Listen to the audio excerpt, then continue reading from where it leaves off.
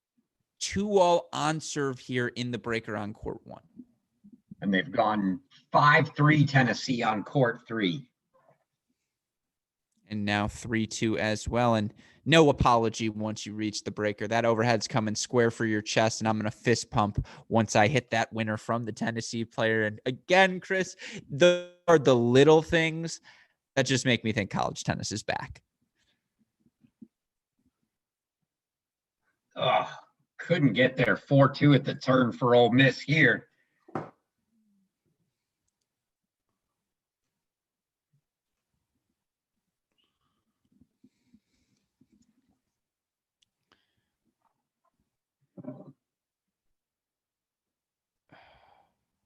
Wait, 4-2 or 3-all? Think it's 3-all. No, it's 4-2 here. 4-2 Ole Miss. Oh, 4-2 Ole Miss. Yep.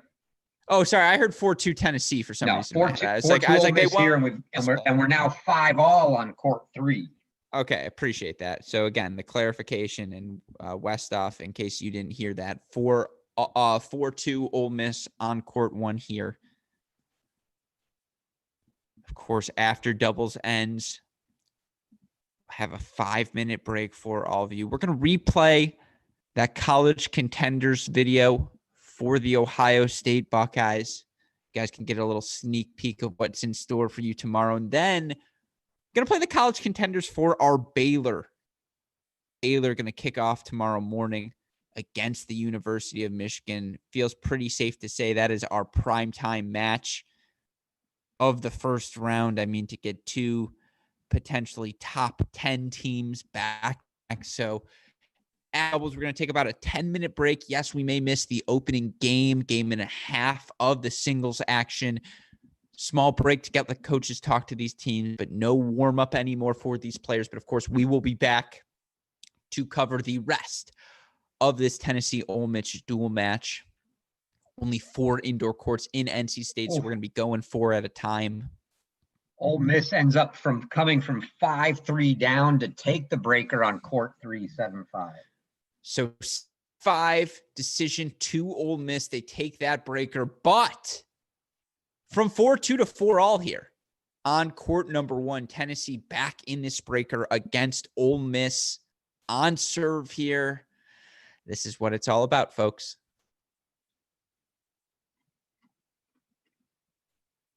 Oh, got a poach there. You saw the backhand slice. So 5-4, 2 on the serve of Tim Sandcullen, number 3 doubles team in the country, he and Reynolds. They look to give an all-important doubles point to Ole Miss, and worth reminding you, these 2 teams played last year. 4-3 decision went to Tennessee, but Ole Miss took the doubles point in that one.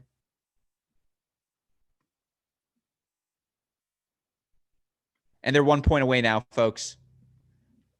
6-4. Timmy S to serve. Just 1 mini break, though. They really need Sam Collins here if they want to close this out. If you're Tim, where are you going? Well, since I've already seen it, I'm not going to say. Oh, you sneaky B. You sneaky SOB. Wait, you're a full point ahead of us? Oh, yeah. They're already off the court. Oh, there it is. Well, we saw it. I appreciate the lack of spoiler. It helps when you have the number 3 team in the country on your side. It's Reynolds. It's Sandcullen. 7-6 at the number 1 doubles position. And guess what? They needed this doubles point to get the upset recipe going. They got it. Ole Miss with a 1-0 lead over Tennessee after doubles. This is our final match of our coverage here on Friday. And of course, we've got 6 phenomenal singles battles to go. We will be back with you to cover that action in about 10 minutes. In the meantime, learn a little bit more about 2 teams we will be talking about tomorrow, the Ohio State Buckeyes and the Baylor Bears in our College Contenders series. With that in mind, Westoff, roll it.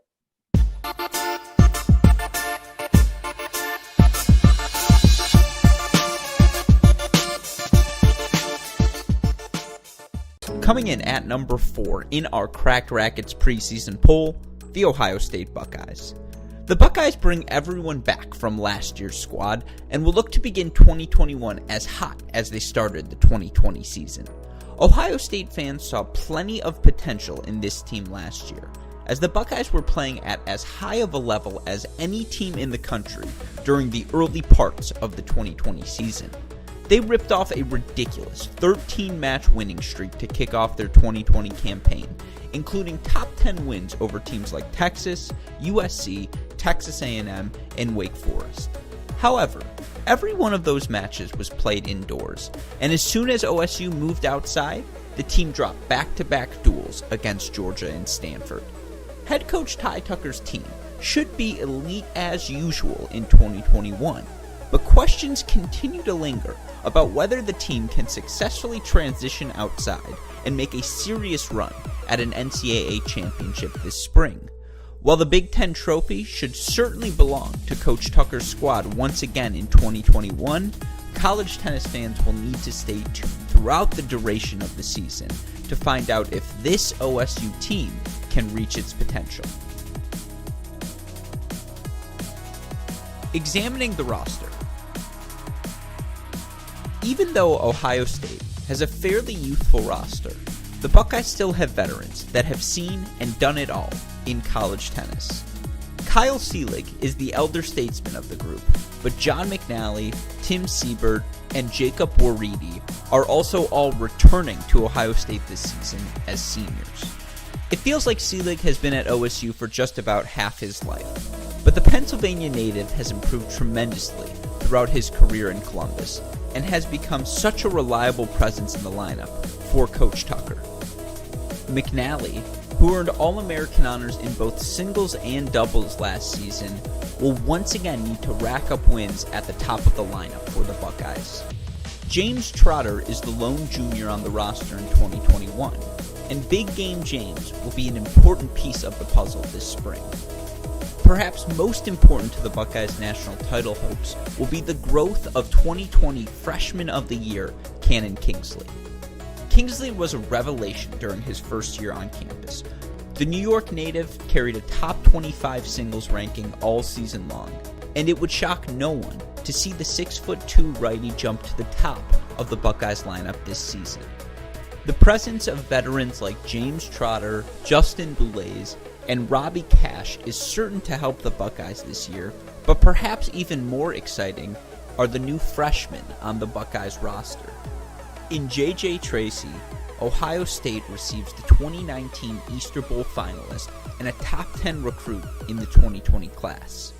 Tracy should have no trouble transitioning to the college game and adding his talent to an already outstanding Buckeye lineup. Possible lineups. As far as the lineup goes, we think we can look back to 2020 and get a pretty solid idea of what Coach Tucker will do this spring. Cannon Kingsley was recruited to assume the number 1 singles role, and we think he'll be the man in that position from this point forward. Add in seniors John McNally and Kyle Seelig, and Ohio State should no doubt have one of the best top 3s in all of the country. The lower half of the lineup could be a little more interesting.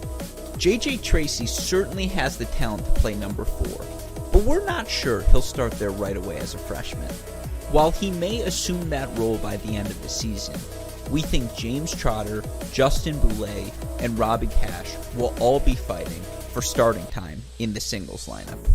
However, when we get to the postseason, we expect the Buckeyes to line up Kingsley, McNally, Seelig, Tracy, Trotter, and Boulez as their singles lineup. What's achievable? As long as Coach Tucker is in Columbus, winning the Big Ten Conference is not the goal. It's the expectation. Elite players commit to OSU so they can take part in winning the Big Ten every season and have a legitimate shot to win national championships. The Scarlet and Gray have won 14 consecutive Big Ten regular season titles, and we do not expect that to change in 2021. We think the Buckeyes have a great chance to be a Final Four team at the end of the season. There are so many good squads that will be vying for the title in May, but OSU is right there with the best of them. If things break the right way, it wouldn't shock us at all to see them go all the way and make it to the NCAA tournament finals.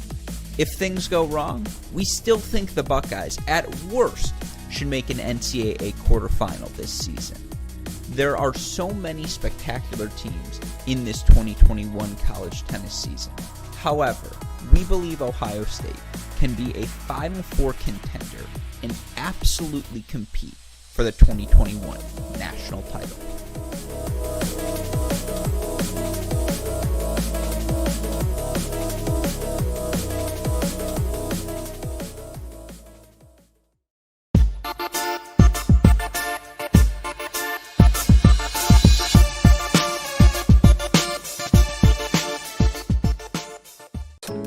Coming in at number 3 in our Cracked Racquets preseason poll, the Baylor Bears.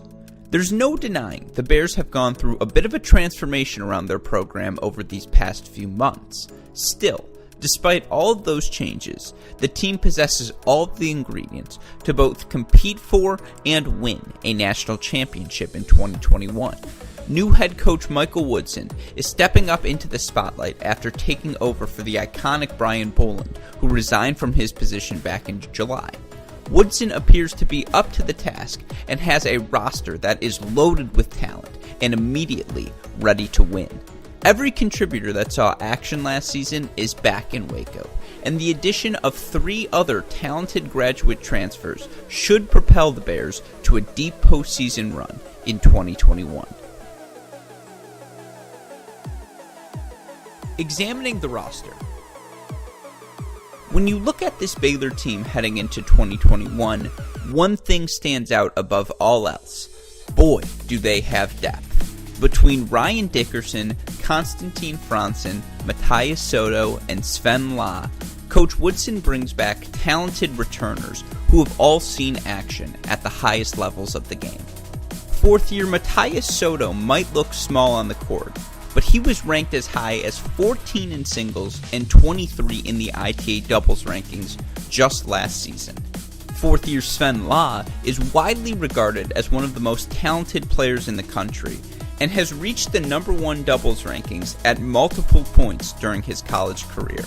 He racked up a ridiculous 14-1 dual-match singles record last season and will be counted on as a major contributor for the Bears this season. Both Adrian Boitan and Finn Bass are a couple of other returners Coach Woodson can count on to contribute this season, but perhaps most impressive are the graduate transfers the Bears can now turn to. In Super Seniors Nick Stakowiak and Charlie Broom, the Bears received 2 transfers who have both competed and succeeded at the highest levels of college tennis. Throw fellow Duke transfer Spencer Furman in the mix as well, and it's clear Coach Woodson will have a ton of options when setting his lineup this season. Possible lineups. Speaking of which, this is one of the most difficult lineups to project, as there will be so many fresh faces contributing to the Bears this season. Truth be told, we're not even sure Coach Woodson and his staff know what they'll do come January. The team has a plethora of choices in both singles and doubles, as their roster is legitimately 10 men deep. We would be shocked if returners Soto, La, and Boitan did not find themselves in the lineup to start the season. We think transfers to Stakowiak, Furman, and Broom will work their way into singles play as well, and give the Bears one of the most experienced and talented lineups in the country. What's achievable? The Baylor Bears are not going to settle for anything less than a Big 12 title this spring.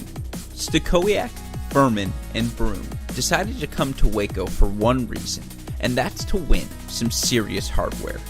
While we expect TCU to put up a fight, we think the Bears have the definitive edge in their conference in terms of both experience and depth. We also think this Baylor team is a Final Four caliber squad at minimum. If things go according to plan, we would not be surprised to see the Bears playing in the final match of the season. Regardless of how it ends up, it is going to be a ton of fun for college tennis fans to watch this Baylor team throughout the 2021 season.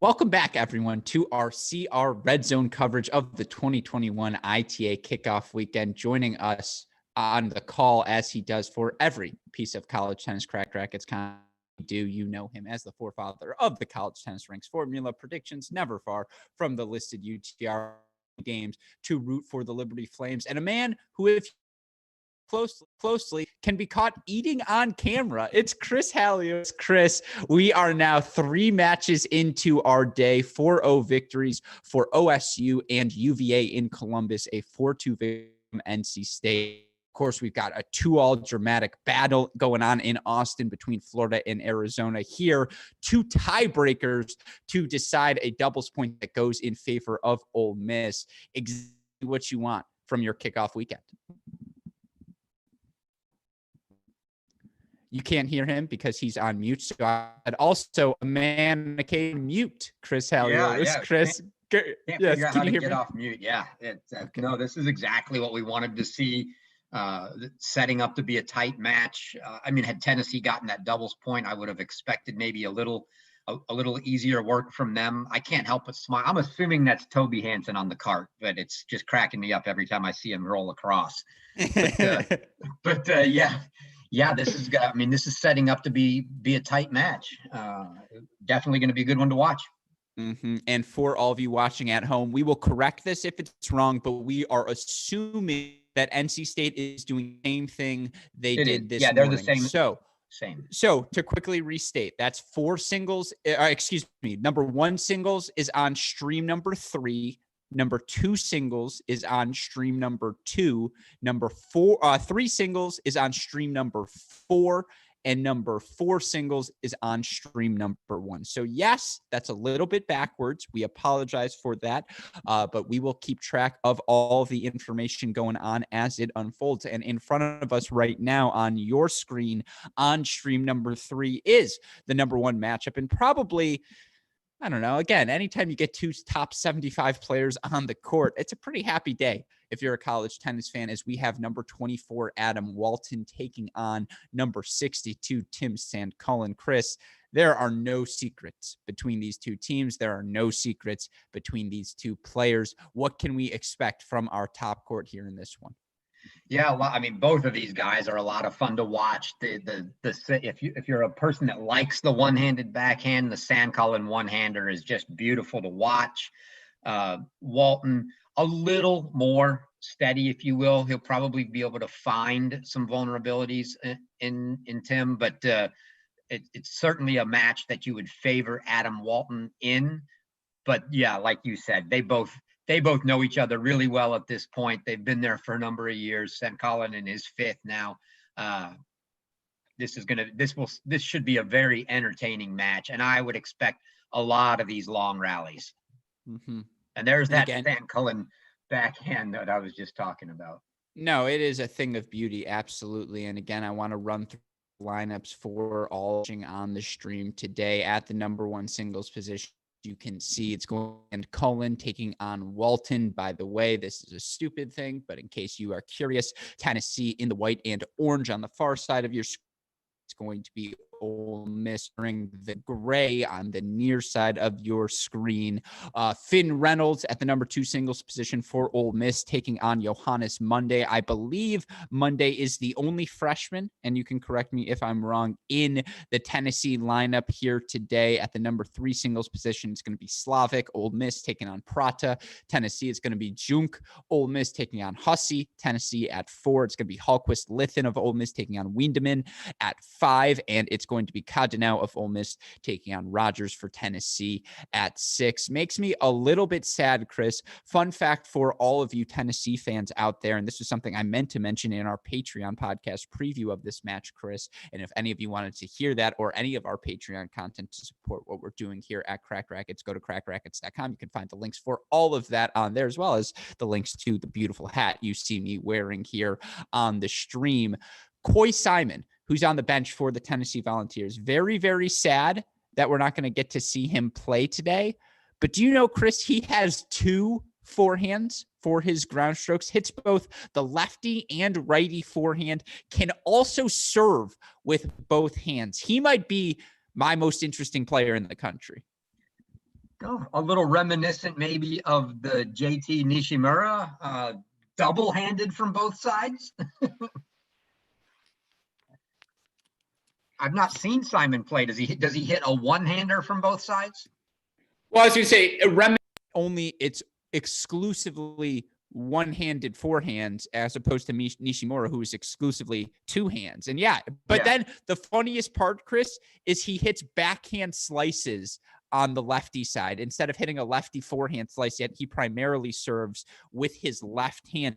Really funky game style that if any of you listeners want to go see more of, you can find the match. He actually played a UTR event about a week and a half ago, ended up losing to another former SEC favorite of yours, Chris McKessler, in the final of that event. But again, this Tennessee team's got a lot of talent. And so when you start to think match calculus for them, I imagine their pathway to 4 points, Chris, probably starts at the bottom of the lineup. But how do you see them coming back in this one?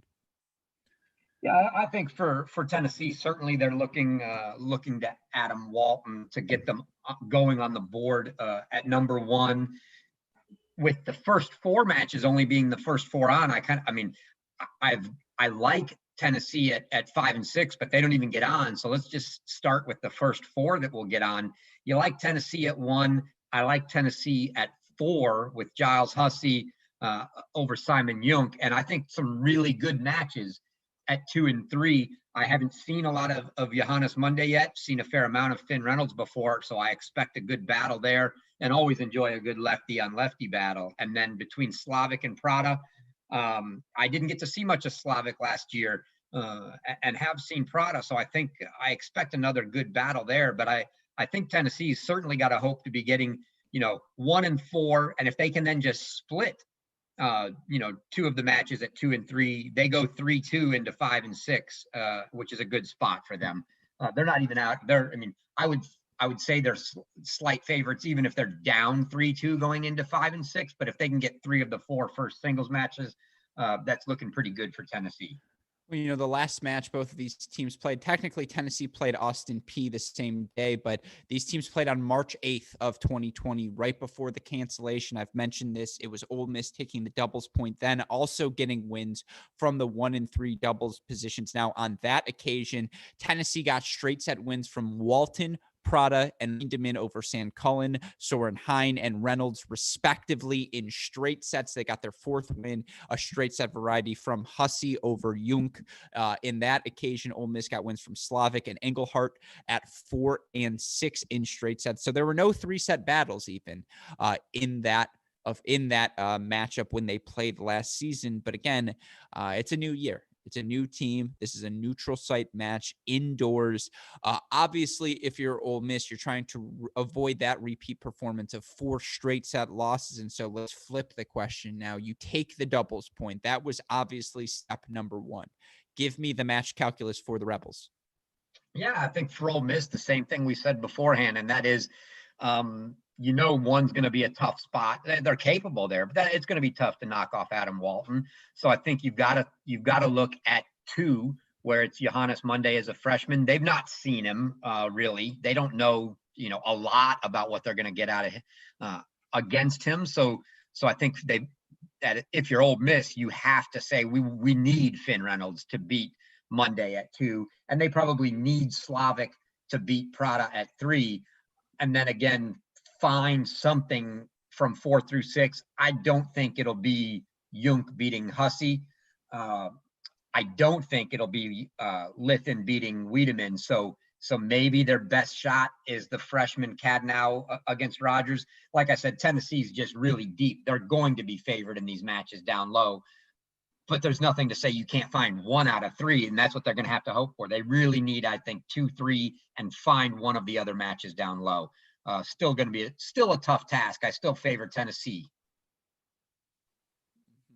No, I mean, look, again, this Tennessee team had success up and down the lineup last season, no matter where you look in the stats. I think their worst position as a team in terms of dual match record at an individual flight, they were, their worst record was 10-3 at the number 4 singles position. They were 14-1 at number 1, 12-2 at number 5, 12-3 at number 2, 12-3 at number 6, 11-2 at number 3.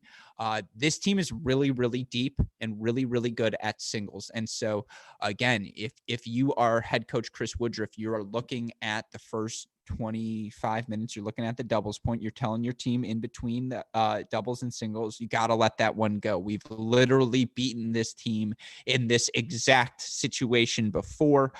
So we'll continue to monitor that storyline as well here. And you see you see Tennessee early leads on a couple of the courts, 3-1 Monday leads over Finn Reynolds on court 2. That's stream number 2. And I actually want to go there next, Westoff, if we can quickly. Of course, 2-1 leads for Prada and Hussey at the 3 and 4 singles position as well. But if Tennessee wants to get off the court in one rotation of matches, they have to sweep all 4 of these. Again, only 4 indoor courts in NC State.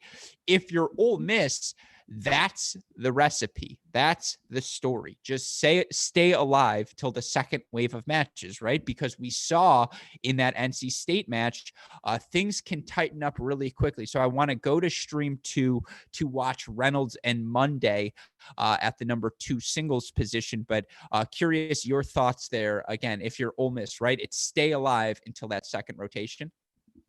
Well, yeah, obviously you don't want to lose 4 singles matches and be out. But I think they're looking even for more than really just stay alive. They want to have at a minimum a 3-2 lead coming out of these. So grab 2 of these first four matches to where they only need to split the last 2. Asking Ole Miss to win both 5 and 6 will be that's a little much, I think. So Ole Miss needs to grab 2 of these 4 singles matches, I think, to take that 3-2 lead, if you will, into the final 2 matches. Mm-hmm. No, it's Hussey right now, Monday, by the way, earns the break here. So he is up 1 on Reynolds, and UCS now here live on stream 2 for this battle on court number 2 between Monday. I think we might have just caught them changeover. It looks like Monday consolidated the break. If I'm doing a little body, no, he did not. Excuse me. It was Reynolds holding. So, but I guess he has consolidated his break. So it's 3-2 now. Monday will serve when we get back in this match. And Johannes Monday is really interesting, Chris, because again, you look at the UTR comparison between these 2 teams, and Tennessee is an 80 power 6 UTR. That's right on the cusp of being a top 10 elite sort of team. Of course, Ole Miss is 78 and nothing to frown at, but the only freshman within the top 9 for this Tennessee roster right now is the freshman Johannes Monday. To see him start the season at the number 2 singles position, does that surprise you, Chris, or do you expect big things from the talented youngster? No, I think the latter. It doesn't surprise me a lot. I mean, after Adam Walton, there's a lot of guys that you could play in there, and I do expect some big things from Monday. Heard a lot of good things about him during the recruiting process. Know some a couple coaches that were looking at him, so I do think they expect some big things from him, and I'm not overly surprised to see him slotting in there. And obviously he's got the game that allows them to put Prada down at 3, and I think it's a good setup for them. Weindeman at 5 feels like a steal for Coach Woodruff. I mean, that was a guy who was having success at the top of the lineup for the Volunteers, and to see him drop down in the lineup, that's complete. It's a boondoggle, a boonswoggle, whatever you want to say. Yeah, this is the guy, right? A swindle. I can't even remember what number it was at, but I want to say against Florida, right? It was against probably Andrade. I think that was 4 against Andrade, right? Like Yeah. he's in that upset of Florida that that we all watched. SEC semifinals 2019. That in the conference tournament, he got that match. It was what, Walton against Riffis at 2 and Wiedemann against Andrade at 4, going on at the same time as the last 2 matches, and he came back in that match. And I mean, obviously that the levels there and the talents there. So to be able to play a kid like Luca Wiedemann down at 5, and just to give you an idea of how deep this Tennessee team is, right? The guy that was in the lineups at number 6, Mark Wallner, is not playing 6. Rogers wasn't 7. Rogers wasn't 8. Rogers was number 9 on the depth chart, if you will. So that tells you how deep this Tennessee team is, and it gives them the luxury of kind of looking at who they're playing, saying, hey, I think our best matchup at 6 is, and whoever that is on that given day, that's the guy they can play. So they go, yep, pull everybody, slide Rogers up. That's where we're at. Mm-hmm. And it's not the sort of depth a Wake Forest or a Baylor has, but in a normal season, it would be outstanding depth. And so this Tennessee team is going to give a lot of teams difficulties from top to bottom in their lineup. One of those teams, as you mentioned, that they're going to match up with later in the year, the Florida Gators, their conference foe. The Gators making their big push. It looks like they are going to avoid the upset. Ben Shelton's 4-6, 6-3, 6-2 win at number 5 singles to give the Gators a 3-2 lead. Now it's Hannes Ingledson up 4-1 at 4 singles over Malbasic, and then it's Vale up 3-1 at 1 singles over Zevert. So, you're Coach Shelton, you're Coach Stump. You get back to that hotel room, you hit that shower, and you try and forget about this match. But we saw some draw. I mean, it's far from over. Don't get me wrong. And, we've all watched Johannes Ingledson forehand spray too frequently to count that match from being, to count that one in the books. But you got to be, again, sigh of relief. Not quite a sigh yet, but, the tension slightly lifted if you are a Gator fan right now. Yeah, you're definitely feeling better than you were probably 30 minutes ago. It's looking a little better, a 3-2 lead, and you're up a break on 4, and not sure if that's a break on 1 or not, 3-2 Vale. But but if you look back on it, let's say that they do go ahead and close out whichever one they need, whichever one finishes first. And so they win 4-2, and the other one's up at least a break and probably would have been 5-2. You look back and you go, okay, so we lost 1 singles match and doubles, and the 1 singles match you lose is Andrade. There's nothing you're going to do about that. You're not putting anybody else in that lineup in front of Andrade right now. So at least I don't think you are. Maybe it's just one bad match out of Andrade. I think the concerning part, if you're a Gators fan, is the doubles. We weren't the loss to South Florida. South Florida's good at dubs. Now they lose to Arizona. Now I start to get a little concerned about doubles, and let's see what they do if in swapping some of those teams around. No, I mean, absolutely. It'll be something the Gators have to think about this. And again, it looks like they're going to avoid the upset, but 4-2 now on court 4, 3-2 now on court number 1. So, Arizona still may have a second kick left in them here.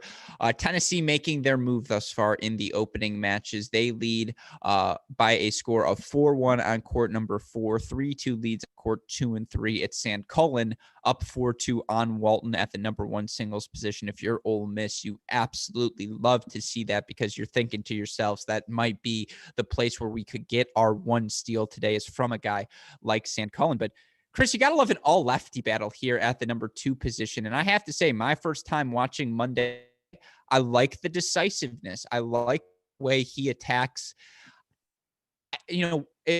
It's not quite Andre Styler, because watching Styler in person, even though he lost that first match to NC State, you were just like, whoa. You're just like, what was this? And I don't quite feel that yet, but I do very much like what I've seen from Monday thus far. Yeah, no, I mean, I love what I'm seeing, and he looks to me like he's just got really good touch. Really, I mean, you can tell in the way he's setting up and his hands. He's got good hands, good touch. Yeah, he's gonna. he's going to be a tough guy to get out. That's for sure. He's probably not going to overpower you, but his game looks really, really solid thus far. 5-1 Hussey, by the way, over Junk. Yeah, that's a match I think for sure Tennessee. Like I said, Walton's obviously not running away with his matches. He's actually down a break, but 1 and 4 are 2 matches that Tennessee's got to have penciled in. That those are the musts for us. And likewise, Ole Miss needs to be thinking, hey, 2 and 3 are matches we've got to get, and Tennessee's up a break there on 2. So. No, absolutely. We'll see here now. Second serve for Finn Reynolds.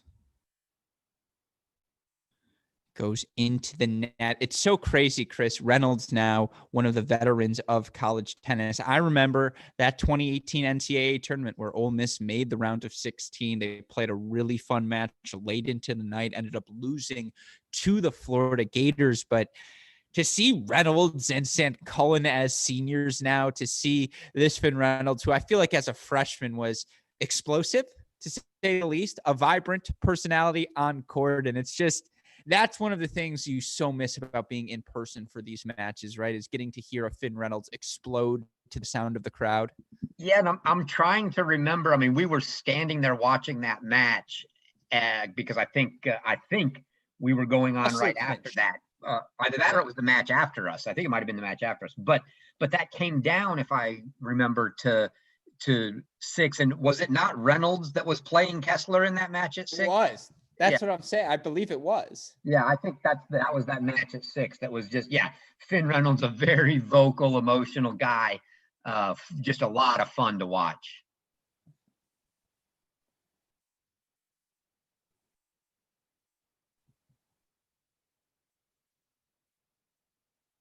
I'll tell you what I'd like to see. I'm going to have to go back and dig up some graphics. A lot of these young guys, I'm sure, go through many hairdos, but the number of hairdos I've seen out of this Ole Miss team. Let's go compare the St. Cullen almost bald look now versus the full head freshman year and the Finn Reynolds dues over time here. It's quite a change. Didn't St. Cullen used to have the shaved head? Am I crazy here? He used to have a lot of blonde hair, very flowy. But now it's definitely the shave deal. And by the way, you see here, speaking of a shaved deal, Johannes Monday shaving the chances of a comeback here in this first set as he now leads Finn Reynolds 5-2. And Walton gets the break back on 1 now, back on serve at 4-all. So a Tennessee push here coming 5-1 on court 4, 5-2 on court 2, 4-all on court 1, 3-all on court 3 here. Again, Ole Miss winning the doubles point. Tennessee is going to need to win 4 of the 6 singles matches to advance to tomorrow's round of 16, where they will take on the winner of this match will take on NC State. And guess what, folks? You know who's going to be here for that? All of us here at Cracked Racquets. Our coverage continuing tomorrow, kicking off at 10 a.m. I believe we'll have a triple header. Correct me if I'm wrong here. I think we'll have a triple header in the morning. I believe we have Michigan Baylor starting off at 10. We have Ohio State, Virginia. That's the morning match. We'll get a schedule update. You know what? I'm going to do this schedule segment again when we have the full schedule. I'm looking right now. So Michigan Baylor is the 10 a.m. We've got NC State match at 10 a.m. The Texas match is 11 a.m. Obviously, we don't have that one on. And no, correction. I think I have a question for you, Chris. On the stream we're seeing right now for tomorrow is that men's consolation here at NC State will be the 10 a.m. match, and that the later match, that the 10 a.m. is the consolation. Yep. So we'll be probably all eyes. Well, we were going to be anyway. Let's be honest. All eyes on Michigan Baylor at 10 a.m. tomorrow. No, absolutely. And then what time do the Buckeyes play Virginia tomorrow? Is that the afternoon match as well, or is that going to be in the morning? The championship match is set for 3:30 p.m. Well, there is no morning match. Ohio State tomorrow. I have 3:30 p.m. for the championship and 6:30 p.m. for the consolation. And I believe that is because the women begin their region tomorrow morning as well. I think Ohio State's one of those dual hosts. But yeah, all eyes then will be on Michigan in the morning, and we will be excited for that, of course. So we hope all of you will join us then. Here, we hope you're enjoying watching Johannes Monday secure a 6-2 first set over Finn Reynolds of Ole. You are Chris Woodruff. You absolutely love to see your freshman pop up on the court here in this way. Let's switch gears, though. Let's go back to stream number 3, court 1, Westhoff. And while we wait for that to load again, I'll give you a quick score update of where we are at. 4-all on court 1 between San Cullen and Walton. It's 4-3 Prada of Tennessee leading Slavic of Ole Miss. You've got a 6-2 first set to Monday over Reynolds in court 2, and then 5-2 Hussey over Junk here at number 4. Chris, again, for both of these teams, SEC teams, we know that SEC conference, Florida, Georgia, Texas A&M, these two, Alabama, we saw on our stream earlier, obviously, the SEC's talent, loads of talent. Where do these two fit in the pecking order, both within the conference? Then where do you see them going, nationally during the course of this season? But the real question is Tennessee over the long haul, regardless of what happens in this match today, that I still expect Tennessee to win.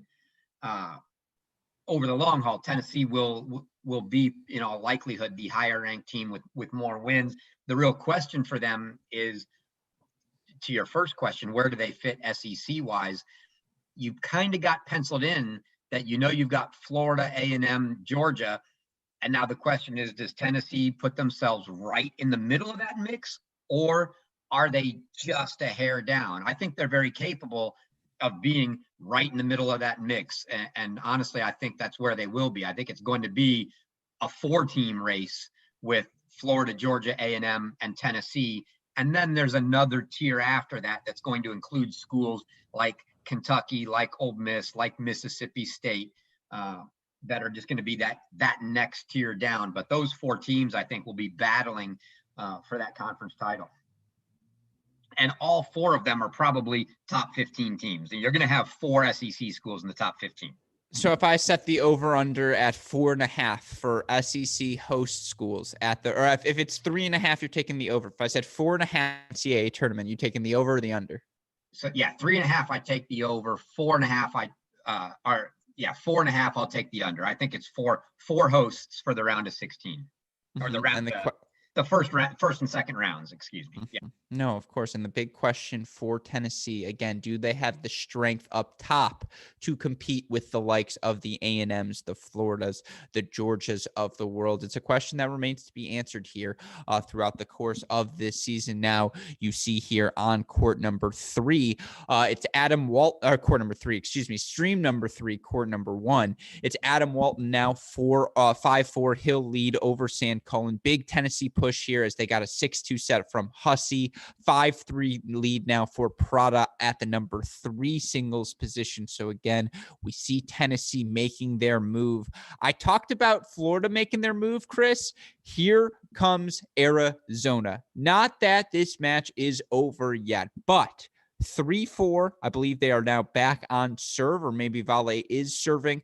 Florida leads 4-3, I should say, in the third set there at number 1. Ingledson 4-1 has become 5-3, so he's got the chance to close out his match, but Arizona still hanging, scrapping, clawing.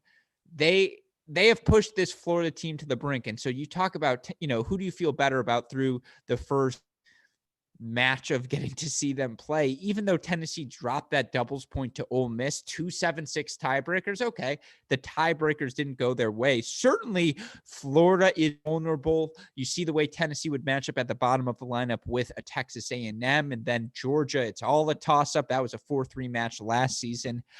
I agree. They're probably a tier under, but watching the way they've started this match, I completely agree with your assessment. You have to consider them they're closer to that group than everyone else in the SEC.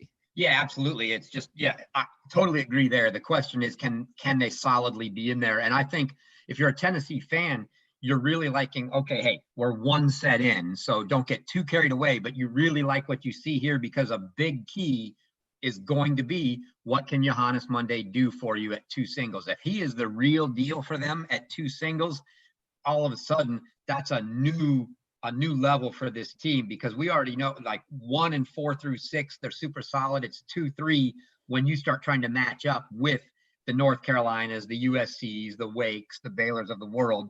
Can they be at that level? If those two guys, and especially Monday, since we don't know a lot about him, having seen him in dual match competition yet, if he can be at that level, that's just a huge boost for this Tennessee team. No, I agree with you. I also think, how good is Adam Walton? Is he truly a top 25 guy, or is he someone who can beat a Rifus or Vale, a Habib, or a Vachereau, beat a Trent Bride on any given day? If he can, that offers Tennessee a lot more options, and they're going to need him to pull some wins off like that if they want to compete at the top of the SEC conference. And in fact, we're going to stick with this Walton versus San Cullen match because, of course, Ole Miss, no slouch themselves. They'll be in the mix for a top 16 seed. Now it gets a little tougher for them given the conference they play in, but you see San Cullen here holding 4-5 all, staying alive here. Again, same question for this Ole Miss team. Is there a world where they emerge in that top 4 as well, where they see a run, or do you see them, a clear tier below that? Yeah, obviously they can beat Tennessee today, given the start they have. Yeah, I don't see it. I mean, very promising for them that they played that tight 4-3 match with A&M, and by the way, Ingleson did manage to close his match out. So Florida won that match 4-2 against Arizona. Vale was serving up 40-15 as well at 4-3. So they were still up breaks on both. But yeah, to find a world where Ole Miss cracks that top 4 is going to be really tough. They're capable of playing matches like they did against Texas A&M, where they played them to a 4-3 match, but just, didn't get it done. But that's probably going to be the story more often than not, is just against those top teams, can't quite get it done, right? And that's something that we'll see if that plays out again here. Kind of what I'm expecting is they might be able to make this close. I don't think it'll be enough to get it done. And I think that's the story for Ole Miss. They're just another top lineup player short to get everybody down a spot. Absolutely. And we got a question in the chat asking us, are we going to show USC today? USC, I believe, starts tomorrow. That'll be a tomorrow afternoon start. So yes, we will be showing USC. I can promise all of you that. Of course, we will not be seeing them in action until tomorrow when they take on, as Chris mentioned, the UNLV Runnin' Rebels, not the old Rebels. So that is something all of us can look forward to tomorrow here. Again, 5 all, San Cullen, Walton battling here. San Cullen just trying to give his team a little bit of momentum here during this first swing of Ole Miss, Tennessee, already had 2 first sets on the board at 2 and 4. They're up 5-3 at the number 3 singles position. Though Walton in a little bit of trouble in this service game, Chris, and San Cullen's been on top of him throughout this match. Yeah, I mean, this has been a really good match. Not unlike what we expect. Probably some long rallies. They'll both be feeling each other out, how they're hitting here in the first set. But yeah, St. Collins definitely keeping the pressure on Walton here, and definitely looking to pressure in this service game. What's so interesting? Go ahead. USC matches, just by the way, tomorrow, Eastern times, 1 p.m. for UCLA Cal and 6 p.m. for USC UNLV. I believe Texas A&M Pepperdine going on simultaneously with that first match out there. So we should have at least 2 matches for you all day. It is going to be a marathon, folks. So strap in with us. Again, we'll be here about 9:45 to kick off our coverage. Chris and I will do a little 15-minute spiel, recapping day 1, previewing the action we're about to see that morning and throughout the day. And so, again, we appreciate all of you who have stuck today who have reached out to us through the comments. We love this action, this interacting with our fellow college tennis community members. And again, please, if you have any questions for us, comments about the matches, requests for what we're watching here on the stream, let us know, and we will do our best to facilitate those requests. I feel like, Chris, in about 30 minutes, we're going to lose your attention, though, as soon as the Liberty Flames get on the court. Oh no, I can't do that. I can't even bother. If I pull the video up at all, I'll be lost. So nope, there's live scoring only, and we'll stay focused here on this match. But this one's not going to be all day, so it'll be over, and I'll get to watch some of that Liberty Texas match when we're done. Mm-hmm. What's so interesting, and by the way, so two things for you there as we see a great point from San Cullen. I'll give you point number A first because it's quickly. Tim San Cullen, just a Mississippi version of Barbotzer. Like, to me, their game's very, very similar. Man, I don't know. All right, I'll take that. I do know. The answer is yes. There's only one right answer. I don't know. I'm not sold on that. Second one, Adam Walton. Unconventional number one singles player, doesn't have the huge weapons. The serve can get big, absolutely, and you see him there, big serve into the body of Tim San Cullen to hold 4-6-5, but unconventional number one singles player. Yeah, I mean, definitely not one of, he's not your number one guy that a Keegan Smith or a Geller, somebody that just, has all kinds of power, or a Will Blumberg, or, not that kind of guy, but one more in the lines of one of those guys that's just super, super solid. There's no weakness there. It's not, you don't go into a match with him going, the game plan is get it to his backhand and come in, or, there's just not one spot that you're looking to pick on. He's solid all the way around. And a great mover. No, half the time I watch these matches, I'm like, what do you think? Like, how do you game plan to beat a guy like Walton, who's just going to track down every ball, who's going to get depth and decent pace on every ground stroke? And it just speaks to, again, something we've talked about all day here on Friday, the quality of player we have right now in the college tennis world. So many of these guys going off to top 500 rankings almost right away when they make the transition to the pros. And even the guys who don't make the transition, the depth we see throughout it just takes better depth here now in college tennis to compete at the highest levels. And so, again, in Adam Walton, in Tim San Cullen, you've got two of the best in the country here competing, and it's San Cullen looking to stay alive in the first set. 5-6 right now, serving on the far side of your screen.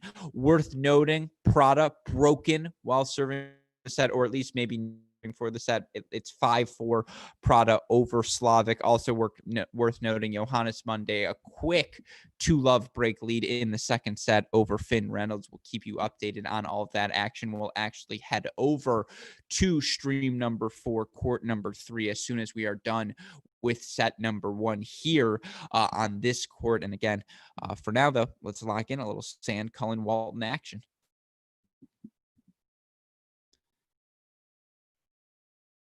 Oh, that's nice from Adam Walton. On the rise, backhand cross-court winner. I used to hit that.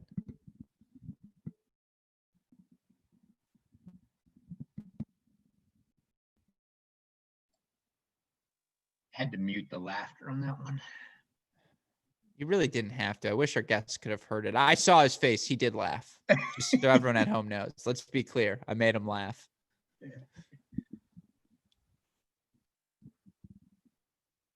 Man, I don't know how you don't see this Botzer comparison. To anyone watching at home, if you are familiar with the game of Barbotzer, I always am looking for some confirmation bias, so please let us know. You mean aside from like the 12-year age difference? I mean, no comment. It's my guy. Don't talk about my guy like that. I know. It's like, I feel like people are going to think that I'm picking on Barr or Tony or Wake when I say that. No, in reality, all of these jokes are aimed at Gruskin. Yeah. Barr is Gruskin's guy, so that's really a poke at Alex. Not. I know. I love Barr. Hey, look, why do I get along with Barr so well? Because we're the same age. Yeah.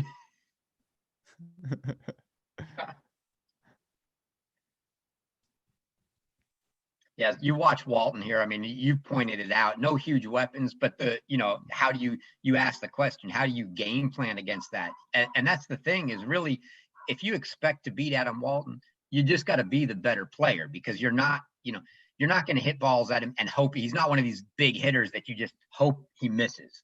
That's not his style of game. He's going to make you do something, and you better do it quick because he's going to move you around. And he's very difficult to play. Mm-hmm.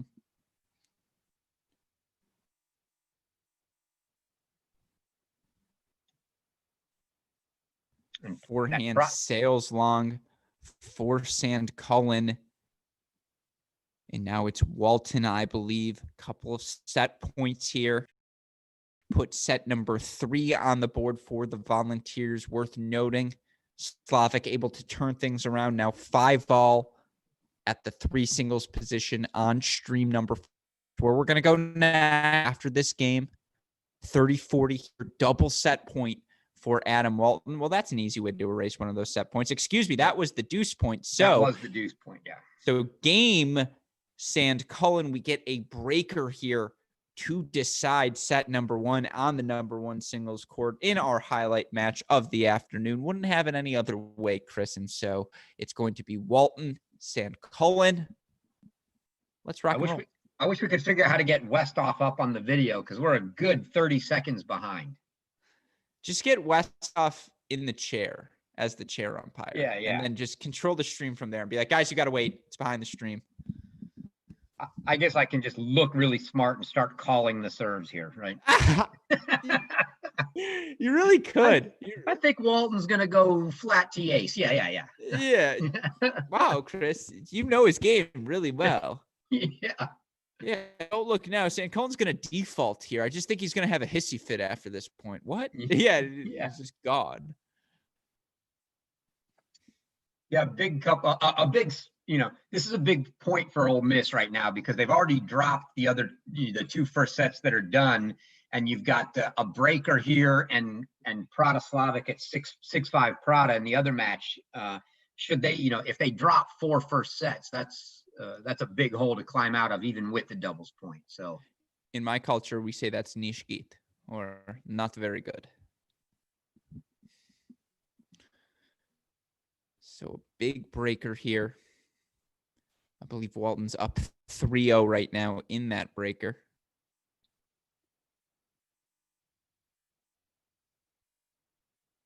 Now even you spoiled it.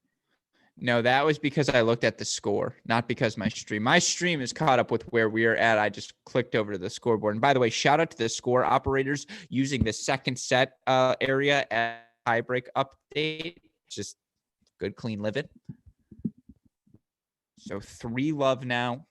Double mini break lead for Tennessee's Adam Walton over Tim Sandcullen here. 2 first sets in the bag for the Volunteers as they look to overcome an early doubles point deficit. The grunt from Chris symbolizing something's about to go down. Let's watch.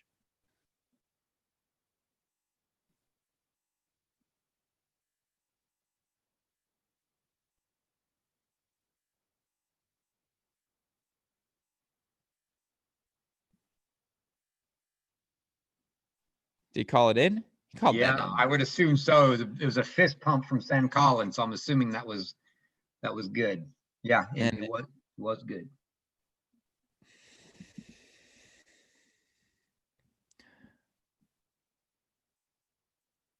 To DJ Ligo, sports prodigy. That's, by the way, a combination of things to be, both a DJ and a sports prodigy. Just want to throw that out there. He asks, are we going to see any West Coast teams today? Unfortunately, no. This is our last match of the day here, Tennessee versus Ole Miss. But we will see 3 Well, I mean, UNLV is technically the West Coast, so we'll see 5 West Coast teams tomorrow. We're going to get Pepperdine at the Michigan region. We're going to get USC, UCLA, and Cal Berkeley, plus UNLV out in LA. So Saturday's the day for you West Coast fans. Sunday as well. Get that USC region part 2. No Govinanda, for UCLA this weekend, but still going to be exciting to see all of these teams try to take a shot at the defending national indoor champions.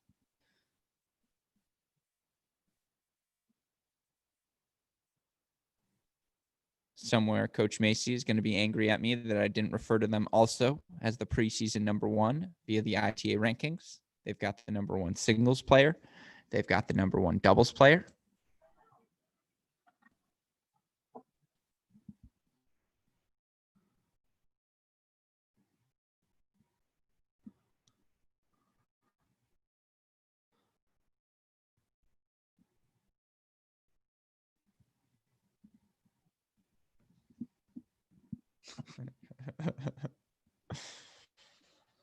I shouldn't have laughed at that joke, DJ, but I did.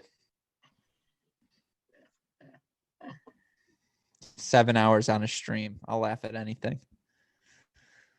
And to think this is going to be the shortest day of the weekend. I know. No, it's good. This is the problem is the first day is actually, if you guys hear this, this is the first day is always the most interesting because you got to get your sea legs under you, right? Tomorrow, I'm going to pace myself in my excitement. I got so amped up for our earlier matches that it's all adrenaline from here on in. And it helps when you get a first set breaker, right? Between 2 number 1 singles players, top 50 in the country, like we have here between Walton and St. Colin, excuse me. But speaking of Reynolds, 3-1 Monday. Something funky about to go down? Yeah, I just love I love the match here when you're getting the guy. They're not tearing the cut. It's a very strategic type match where, you know, it's not the power, it's the placement. And you see here, right there, you know, Walton just, he gets San Colin to commit. There's no pace on that ball, just wide open, waits it out to make him choose, and then hits the open court. Yeah, no, I mean, you saw Walton just sort of bait him there. Thought that was a really good play by San Cullen to cover the line. But Walton with the inside-out forehand. And by the way, we got a comment from one Alexis Galarno. Thanks for the stream. This is great. You know what was great, Alexis? Your performance today. Now, would I have liked to see you serve out the match at 5-4 in the first set? Yeah, that would have helped all of us. Just a little less drama. But you just wanted us to get our legs under us. You wanted to remind us of what it's like to get to experience a college tennis match. And so, obviously, huge victory for you and the Wolfpack. Mazel tov, my friend. And I know you've got the winner of this one tomorrow. So glad to see and appreciate you coming on the stream, your program, and host to us here. So I'm going to assume to some extent, Gruskin, that the fact that Lexi is tuning into us leads to one of your questions earlier. Maybe not that they had to completely clear the facility. I don't know. But my guess is they can't be in there right now. Otherwise, he'd be sitting there watching the match. Mm-hmm.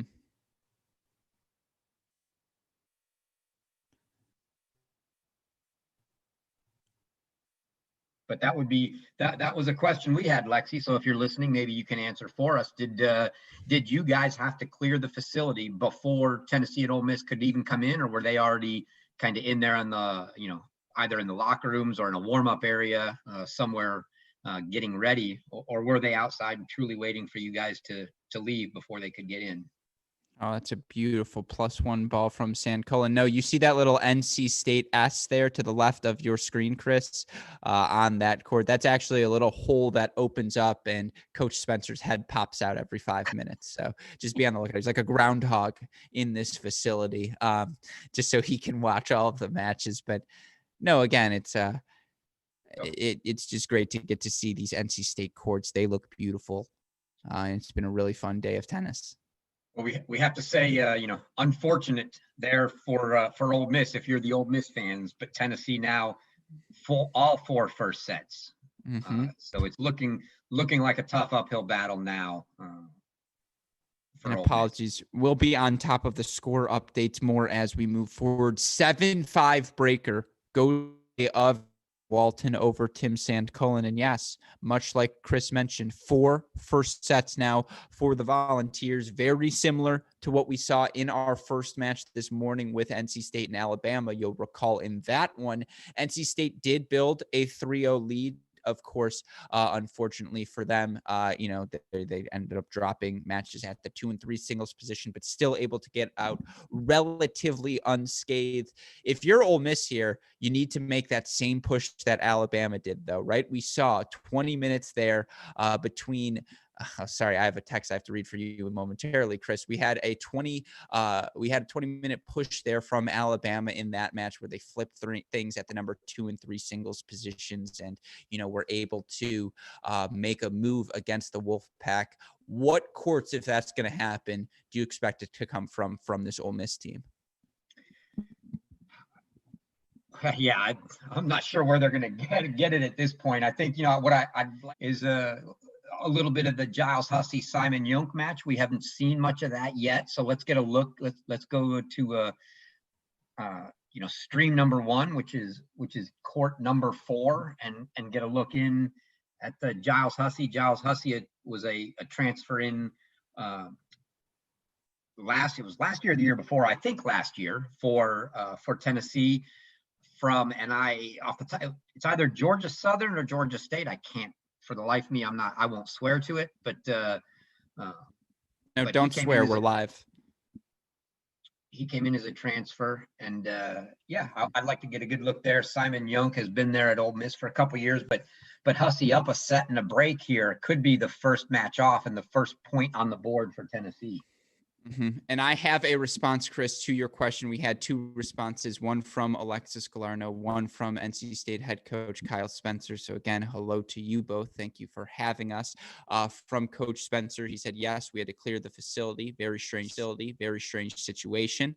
And so, again, this is about the safety guidelines. This is about making sure, again, that there's not teams and players and coaches overlapping. He can watch the match in his office, but he can't actually watch the match out on the courts. Gotta love that. Again, these are the little accommodations we make to ensure that we can have a kickoff weekend. And by the way, Coach, I'm not going to say that second thing about you thinking I'm extraordinarily more handsome than Chris. I appreciate you saying that, but we'll keep the 2 of us. No, he did not text that. Don't worry. But obviously, hello, Coach Spencer. Just want to make sure you and watching the stream here. No, again, as you pointed out, we do want to watch a little of Hussey and Yunk at this number 4 singles position, which you can see, I believe, now live on your screen. And of course, it's Hussey currently 6-2-3-1 up on Yunk. What are your thoughts on Hussey? I know he's a guy who's been in different places for the Volunteers in the lineup throughout his career. Yeah, I think he's a really dangerous guy for teams down at number 4 for Tennessee. He's a guy that could easily be playing higher in the lineup. So he's going to be one of those, probably by the time we look back at the end of the season and you look at the records by position, as we always do for these teams, that number, if he continues to play, 4 singles and again, we've already talked with Wiedemann at 5 right now. They could swap those 2 guys and be playing Wiedemann 4 and Hussey 5. Hussey at a 4-5 spot will probably come out with a really, really good record there. So I expect some good things from him at playing at this part of the lineup. No, I mean, again, for this Tennessee team, depth is the word. They've just got a lot of options they can turn to. And of course, in a season where there's a pandemic amongst us, that is going to be so valuable for this team as they try to ensure rest, safety, and health for all of their players. It's interesting because, again, for Hussey now, I believe he won that last game, correct? Dropped it? I missed it as well on the stream. Yeah, I missed it as I was looking over at the other court. Well, speaking of which, I believe we are going to have the ability now switch quickly between matches. Westoff, you can tell me if I'm incorrect or not, but I believe we now have the ability to go back to stream number 3, court number 1, between Walton and San Cullen as they kick off their second set. Let's do that now as we wait for this changeover to complete. Oh, we can do it. Let's go. I told you we'd be working out the kinks throughout the course of the day. We figured out how to go a little bit faster here. Shout out, as always, to the super genius. And seriously, if you're a producer or you're in the entertainment business, I would never advocate for someone to steal Daniel Westoff from us, but it's only a matter of time until he's producing on get them out of the retirement home. Because that's how good he is at this job. And so shout out to you, super producer Daniel Westoff, doing this in RCR headquarters from your home. Like this guy was an aeronautical engineer or something. Yeah, it's like it's like it's like Dalton Thieneman can run a Ponzi scheme on anyone. He can convince you, hey, no, come on, come work for me. And you're like, how can I say no? I love this man. And you were right, actually. Hussey did drop that 3-1 game, so they are 6-2, 3-2 on court 4. No, absolutely. And Finn Reynolds has managed to get back to 3-all in the second set on court 2 as well. So Ole Miss trying to make a little push here, but still haven't managed to get themselves up a break in any of these second sets yet. A little work to do for them to try to climb back in this. Mm-hmm. And am I wrong here? Or does Walton start off with an early break of serve of Tim Sandcullen here to start out the second set? I believe so. Yes. Given that it was Walton who served first in that first set and now up 1-0 here in the second. So, he looks to push his lead. And, you were talking about it before the match, Chris. This is one Tennessee probably writes in their on their board. Hey, great shot of matches we need to have if we want to win this one. So good to see Walt now rocking and rolling. And of course, he only becomes more difficult with every minute you remain on the court with. It is nice to see Finn Reynolds back in action, starting to play well here, find his rhythm against Monday and Westoff. I'm going to ask you to go to stream to court 2 now if you can, so we can watch a little bit of that Reynolds Monday match, because this is one, if you're Ole Miss, just to have the senior in Finn Reynolds taking on the freshman in Johannes Monday, and we see them in a changeover now, but we want to circle in on this match. This is the one you got to flip if you're this Ole Miss team, right? You just can't have Finn Reynolds losing straight set to a freshman. No, certainly not, given what you expect to be happening on the other courts. We kind of penciled this in as one of the must wins for Ole Miss. I think that's still the case. I don't see them coming on and getting 5 and 6, even if they can manage to find, one of these singles matches. So I think it's got to be Finn Reynolds plus somebody else. And currently right now it says 3-all on the scoreboard. Obviously it's 4-3 one way or the other. We will wait for that update to let you know here as this service game gets underway.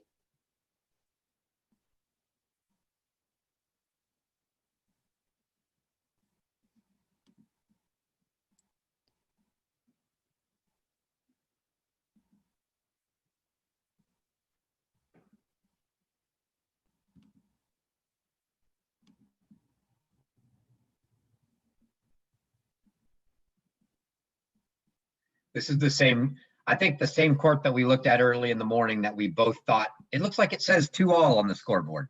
It literally, it still looks like it says 2-all on the scoreboard. They just really want to keep you intrigued. They're like, no, it's like 2-all. Like, yeah, that sounds about right. It does. It literally looks like it says 2-all on the scoreboard. Again, this is a question back to you, Coach Spencer and Alexis. Is that a thing? Is it just all these scoreboards are stuck at 2-all right now, and that's just it's just like a superstition? Man, the Monday serve has some pop to it, Chris. The only thing I don't like about the lefty-lefty matchup is the inability to hit that slice wide to the backhand on that serve. You're just going straight into the lefty forehand when you do that. But other than that, yeah, very intriguing watching the lefty-lefty matchup. Mm-hmm. Very intriguing just watching Johannes Monday hit backhands in general. It's not exactly what the kids would call sexy, but it gets the job done.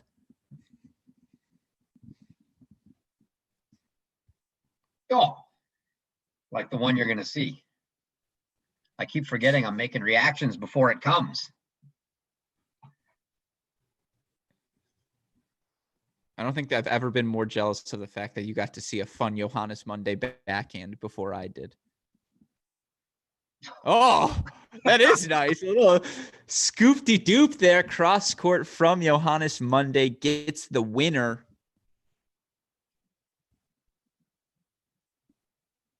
Tell you what, this freshman, folks, no shortage of talent here. And for Tennessee, they're a big player short. If this is the Johannes Monday we're going to see all season long, they do inch closer to that top tier of SEC contenders.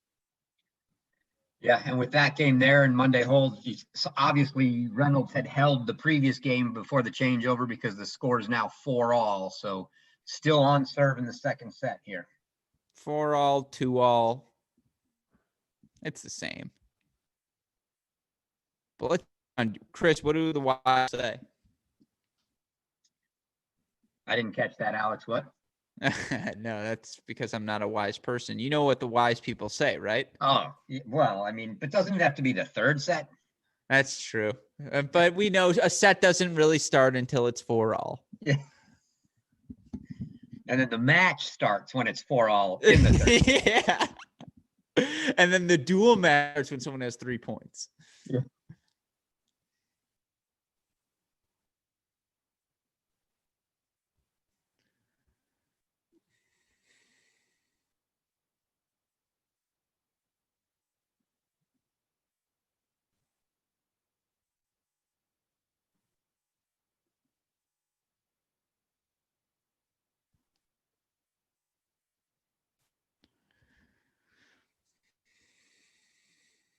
A little bit long there from Monday. Again, 4-all here in set number 2, on court number 2. Excuse me.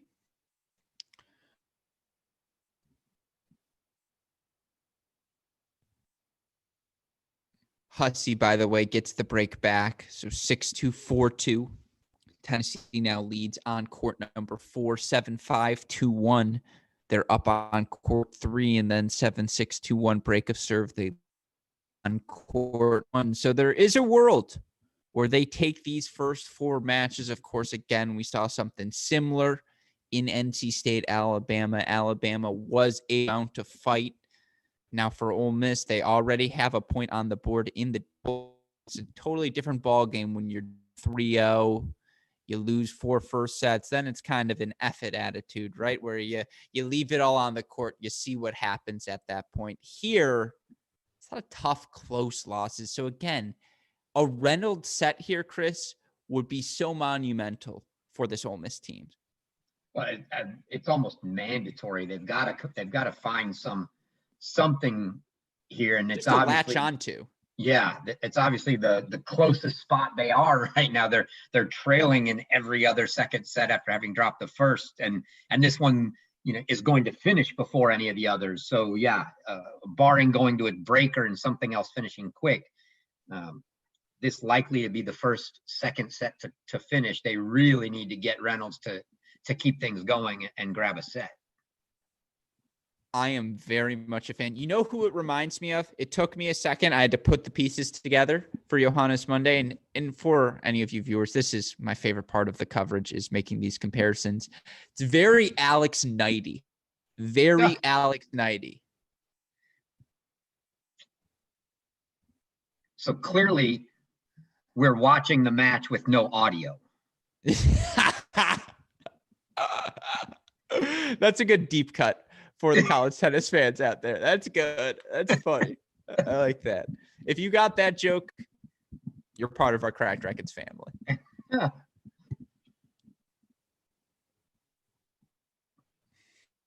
And much like, I'm not going to make that joke. I'm a Knight fan. That's one of my guys.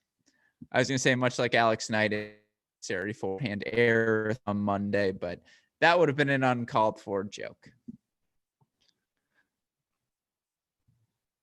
What gives you the woes there, Chris? You're making a face.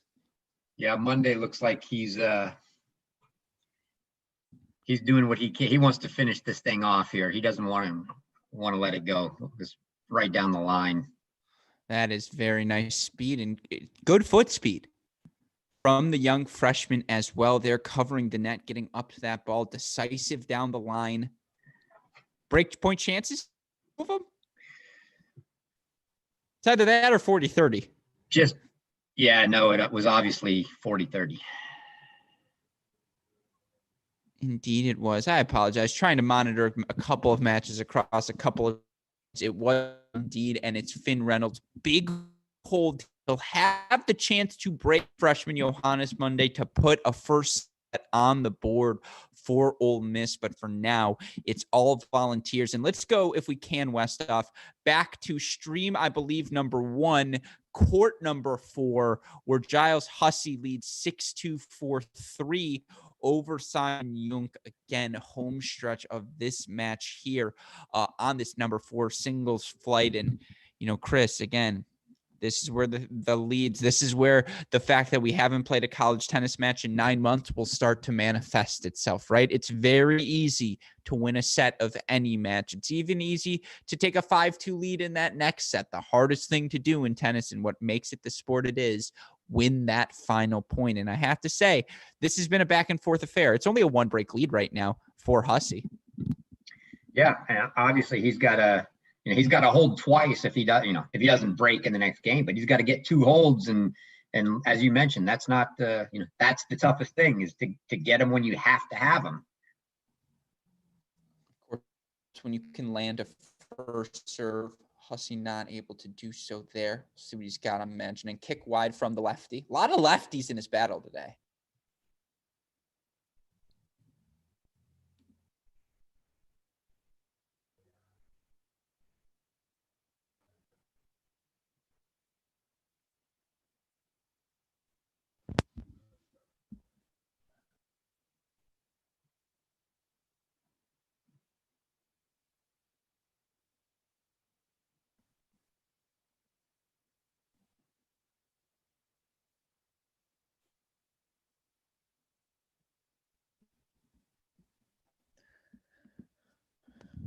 There are +1 forehands, and then there are +1 forehands, Chris. That was a forehand. Cross-court winner from Giles Hussey, which quietly, probably one of the top 6 names in college tennis. Just going to throw that out there. Giles Hussey. Like, come on.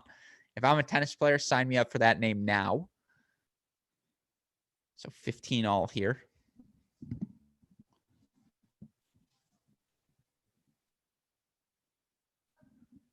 So casual. Just so casual. Yeah, I knew that was coming. When you said so casual, my first thought was, wait till you see the volley. Yeah, just unbelievable. That's really, that's textbook stuff. Cross-court forehand to open up the court for yourself. Backhand, cross-court drop shot volley. 30-15 now for the Huss man. Oh. Slice T serve on the ad side, Chris.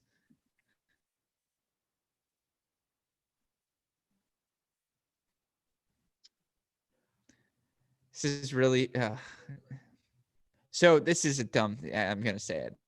7 hours in, folks. Get ready for some dumb things. My junior year of high school, only time I was ever decent at tennis. That's not true. Hold there for Hussey, by the way, 4-5-3. But my junior year, which was the first year I won an individual state title with a partner, on match point, we agreed to go and it was ad side, I down the tee, he stayed. And for every match point for the rest of my career, that was the play I called. I'd say, nope, we're going I down the tee, stay. And if I'm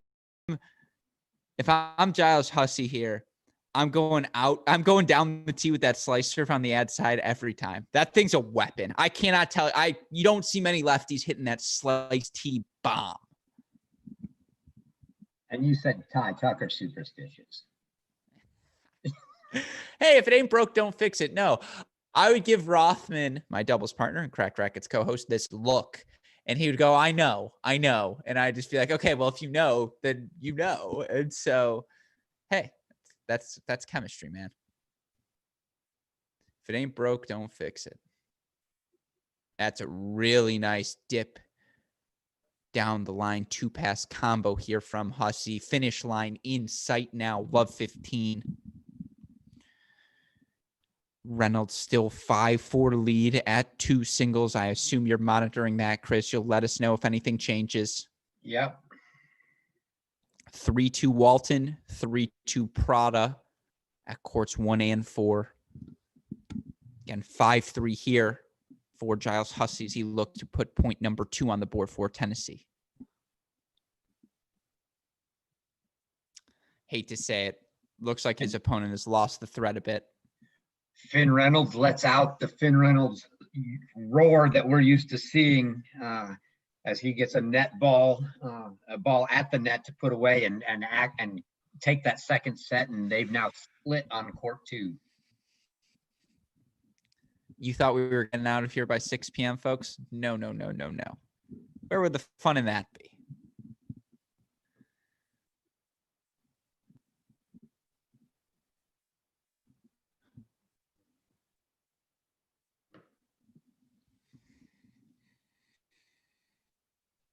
Yeah, we'll see if that set that Finn Reynolds manages to put on the board, maybe that can spark the Rebels a little bit here. I mean, Young's really gotta get a hold in the break to pull even here with Hussey. No, you see there again an inspired forehand at least.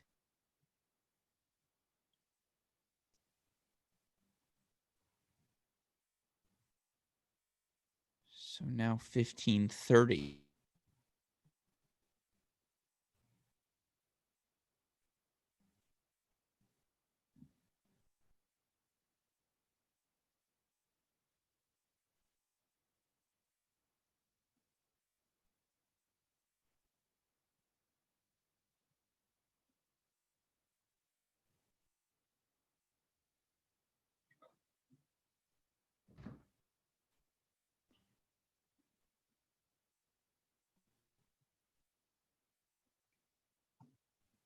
What a gem you've got coming here.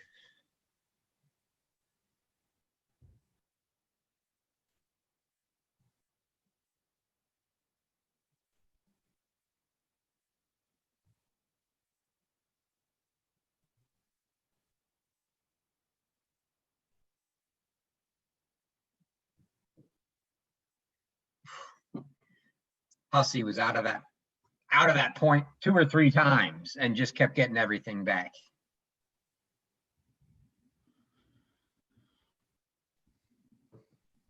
So we see here now, is this the moment, Chris, that we get our much awaited Mississippi push?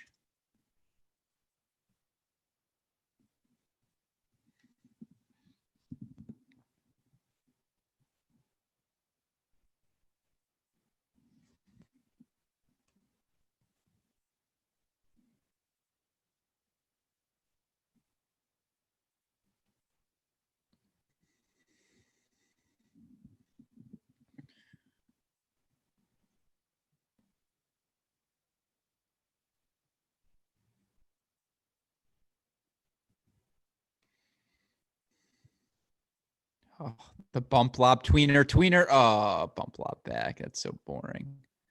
And it floats a little bit long. Well, Chris, looks like we have ourselves, I believe, a deuce point, a set point, a break point,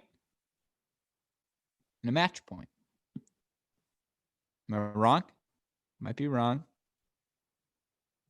I am not sure. That's always a good thing to hear from your co-host. We'll Yeah. see what happens. I'm watching all 4 courts and I don't have the scores on them. Super producer Dan seems to indicate I have this one right. Happens every so often. Tell you what, Chris, I feel like Huck Finn right now. Riding this Ole Miss experience.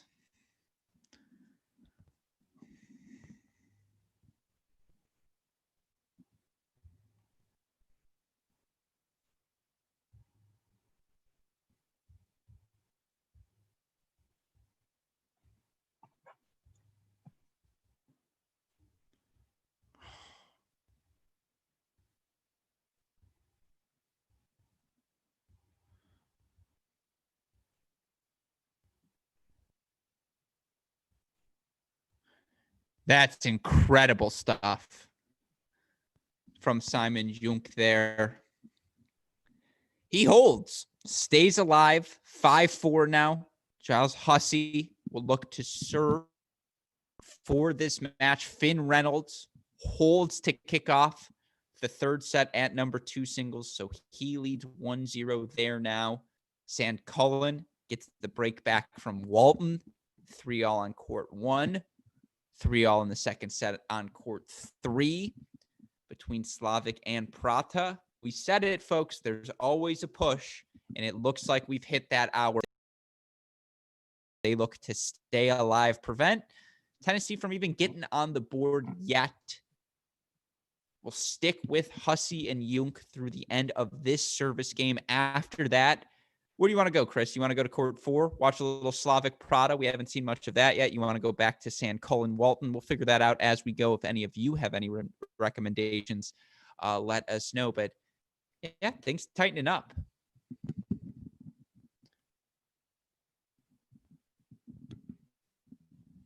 Does Hussey hold here, Chris? I gotta like his chances, yeah. All right, I'm going to say yes as well. Oh, are you 30 seconds ahead? Do you know something I don't? Yeah.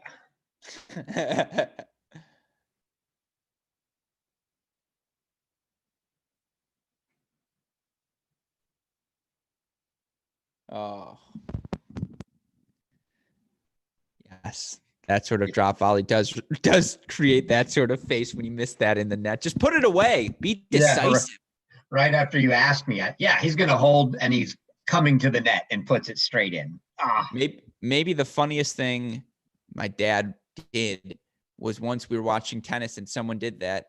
And he goes, "Look, Nick, he pulled the U," to my little brother after he missed a high volley like that. And I was like, yeah, that's the Nicholas Gruskin. And it was very, very funny.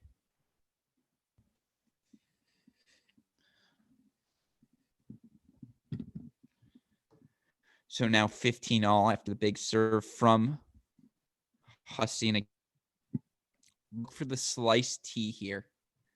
It's been the one he's turned to.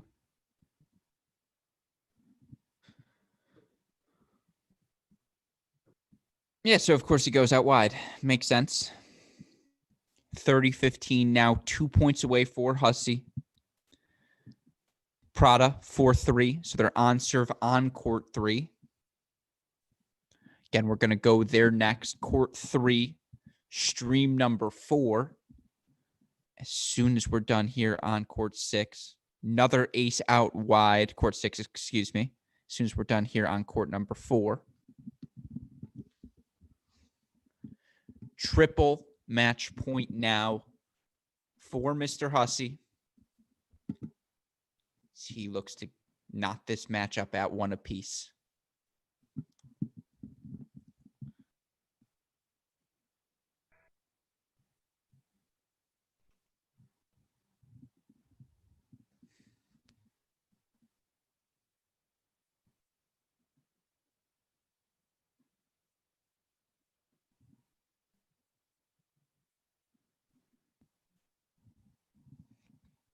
Junk able to fight off the first.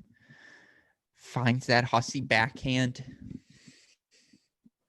So now 40-30. 2 more chances.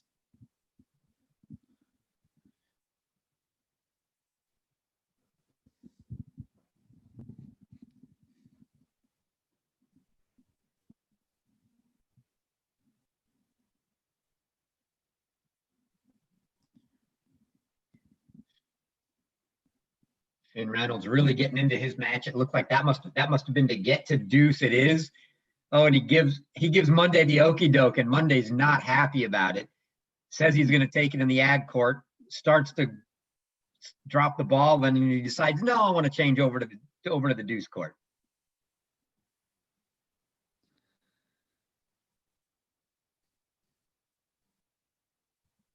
Monday says, I don't care. I'll take it anyway.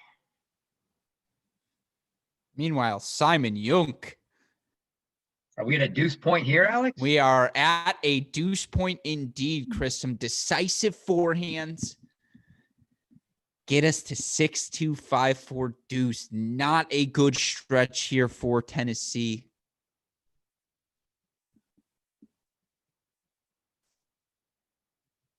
Of course, you forget this Tennessee program, how successful they've been in this 21st century, really these past 30 years. Looking to get this season off on start here Monday. Deuce point number 1 on the board.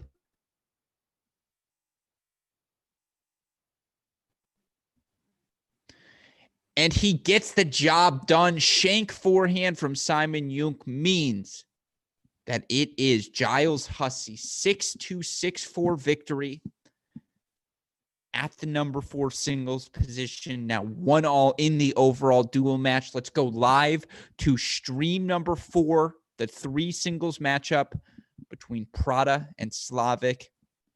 It's 7-5, 4-3 right now.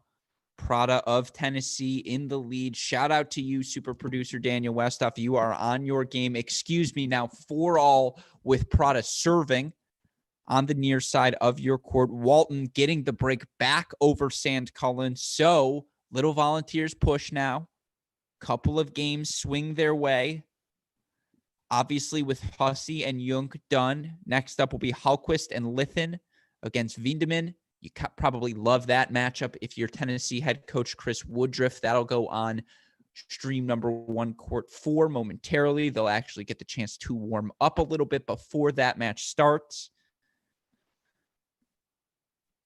But here we go, Chris. It's closing time.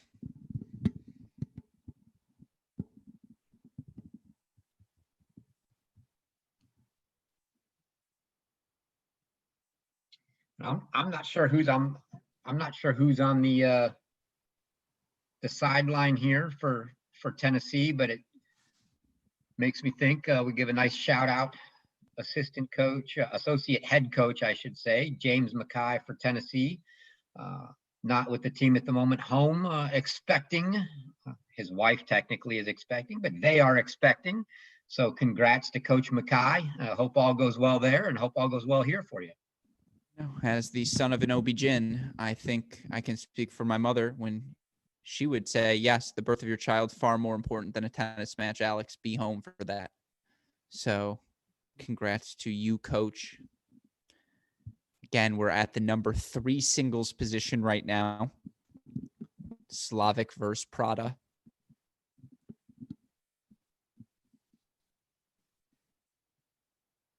You know, Chris, you think about this Tennessee program, again, the names that have come through, Anacone, Woodruff, Sandgren, Ryan Williams, J.P. Smith, another guy who's had a lot of success on the Pro Tour.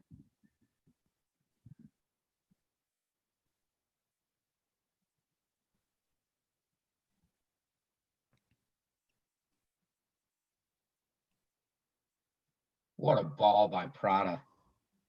Oh, And he's excited. yeah, big chest bump to his teammates there. But, I mean, quietly, the development that goes on at this Tennessee program, Coach Woodruff, he knows how to coach him up, and he knows how to get him out there and have success.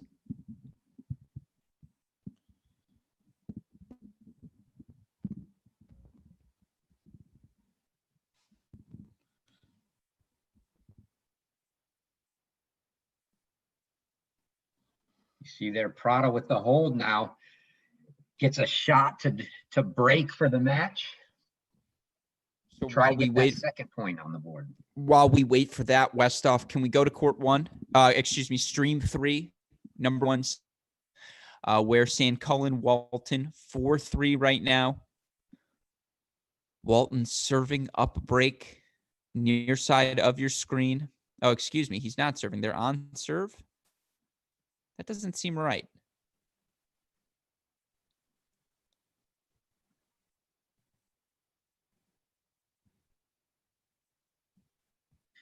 No, they must be down a game, right? Because Walton broke to start the second. So Stanklin serving the odd games. It's got to be either 5-3 or 4-all here. Agreed. Get a score update for you as soon as we know that. We do know 5-4 Prada. We do know 2-1 Reynolds over Monday right now, early in the third over there. Hallquist, Lithin, Wiedemann, number 5 singles matchup, getting ready to go on court.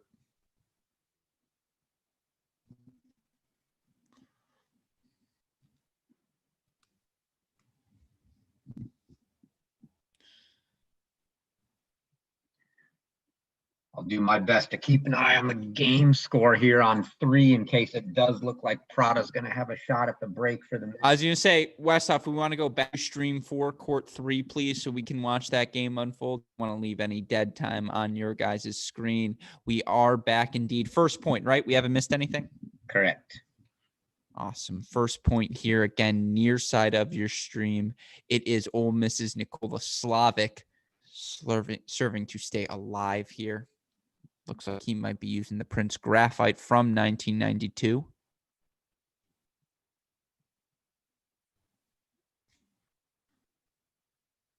Man. I think that's still slightly newer than my Prince response from 1985. I assume you use the Prince T1 or whatever it was called. Like that first, like they're like, you can put iron on these things. It's like, no, that's graphite.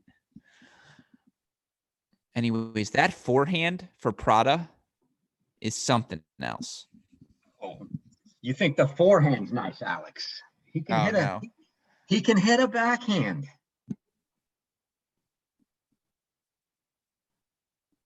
Oh. I mean, yeah. On one knee, passing shot. Wow. Pat that man in the derriere, coach. That's a shot well done.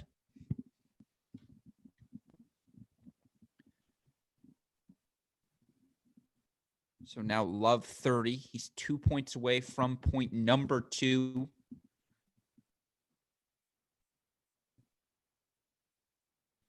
By the way, they were a game behind. It was 4-all, I believe, for San Cullen Walton. 2-all now on court 2.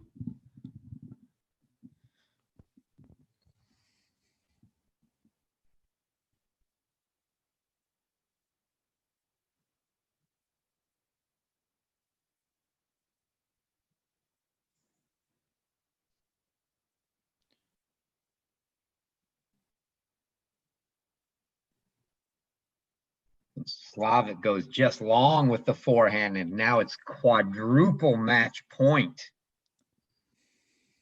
for Martin Prada to get the break and put Tennessee up 2-1.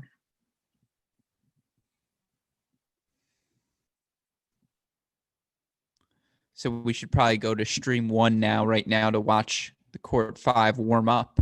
Just kidding, Westhoff. That was a joke. That was a joke. Stay here. Quadruple match point. Just want to make sure everyone's awake.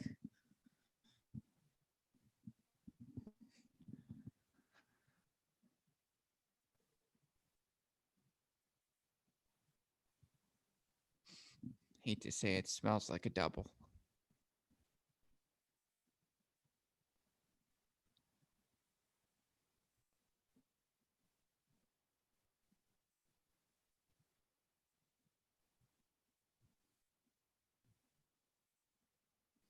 Double catch of the toss.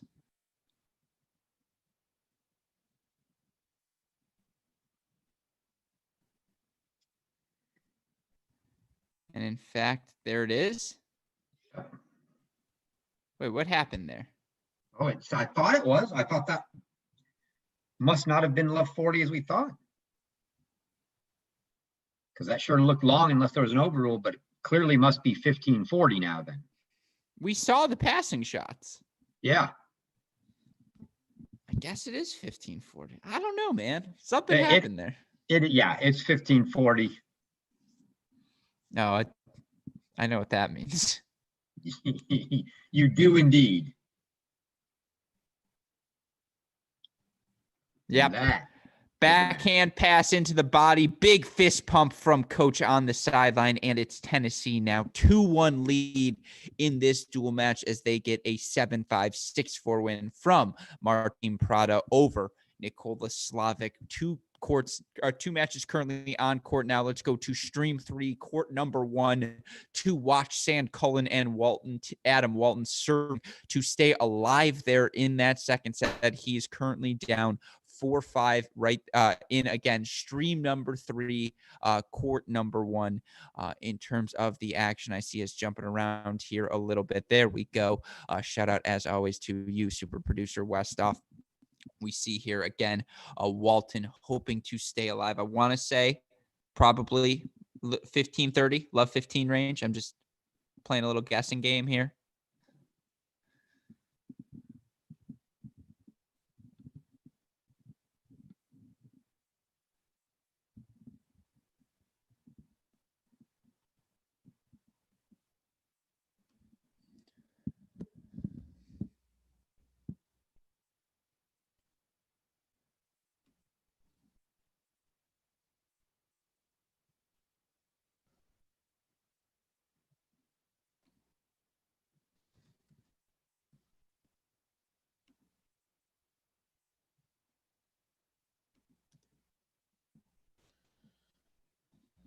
By the way, not yet on court, for those of you curious. Liberty, Texas, starting later tonight, probably starting pretty soon.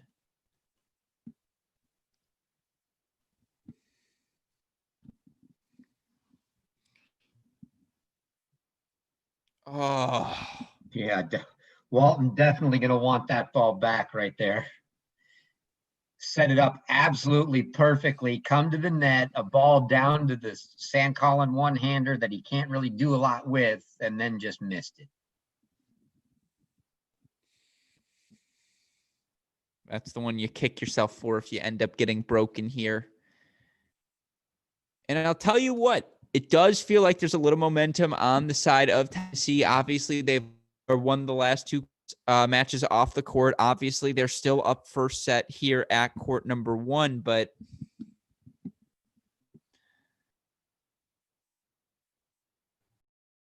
as you see the big hold from Walton, so it was 40 love when we first switched over. So obviously he gets the hold there, but I mean, San Cullen gets this match, gets this set, Chris. Now you have him and Reynolds still on court. Excuse me, deuce point coming up. Here we go. So now deuce point for Walton. I mean, it's just so fundamentally sound.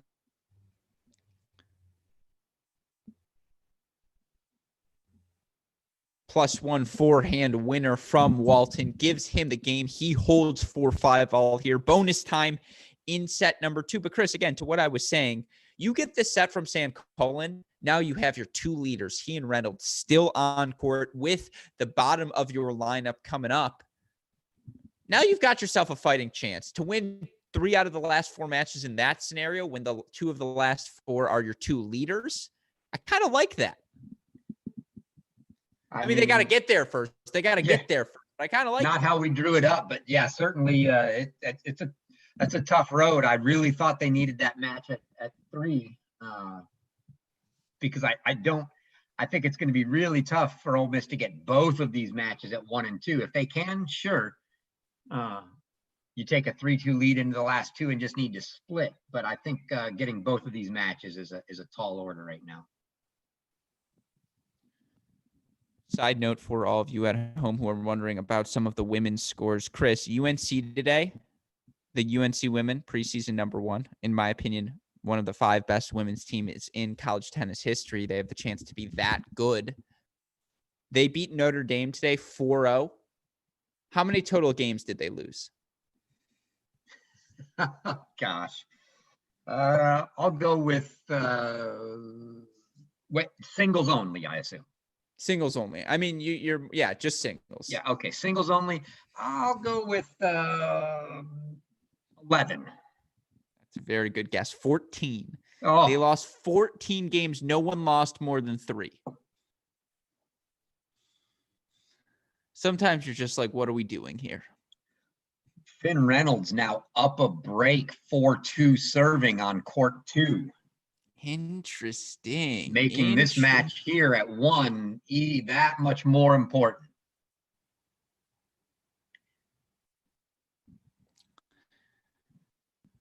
this match on one. If Reynolds can hold that break on advantage in the third on court 2, the match on court 1 will dictate which team goes 3-2 into the last 2 matches. And currently it's Hallquist and Lithin and Wiedemann, I believe, getting warmed up, or at least getting ready to go on the far end. And then on the other end, it'll be Cadenau taking on Rogers for the number 6 singles position. Again, if you're Tennessee, you like your chances in the bottom half of the lineup, but you would really love to only have to win one of them to get at least one of these last 2 matches from the first batch here. It's Adam Walton looking to get the break of serve of Tim Sandcullen, earn himself a chance to serve out this match.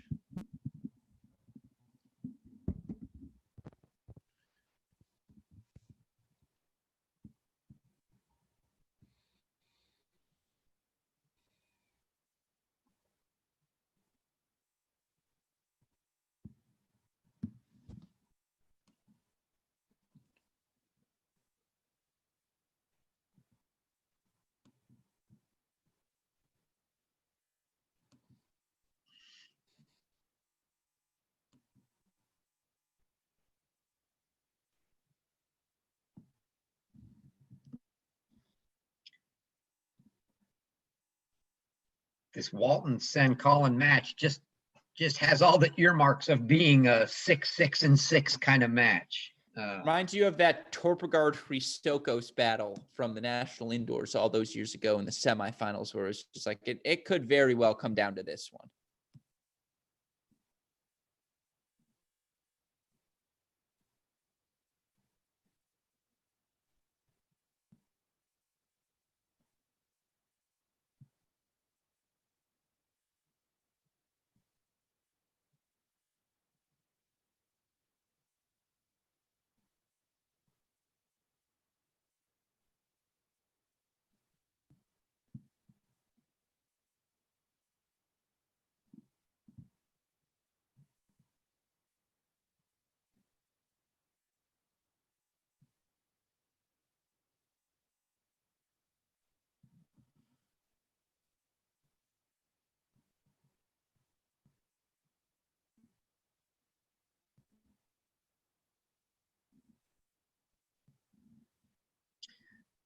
Big hold there for Sandcullen, and much like the first set, it'll be 5-6 on serve.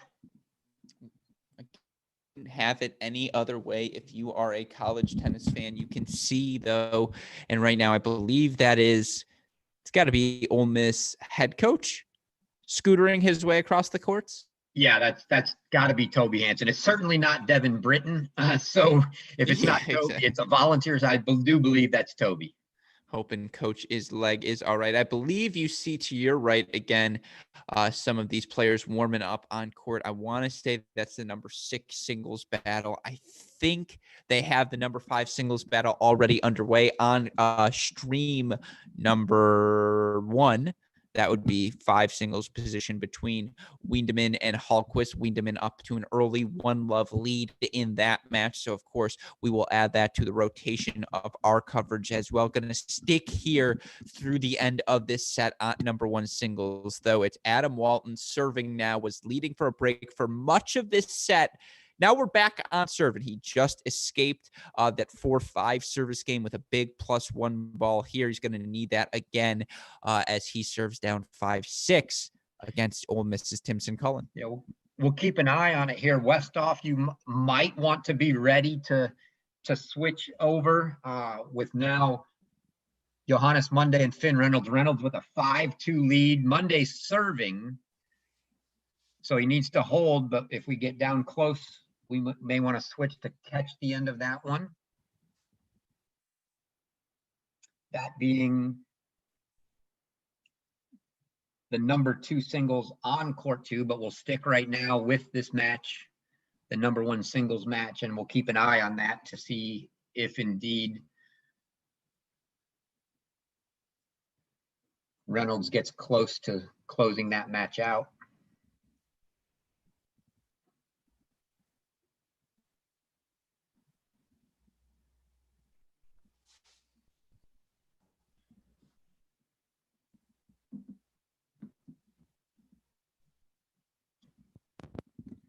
I think if you're Walton here, that's the key, is just lock in on your first serve. Good one there out wide to draw the error from Sancullen.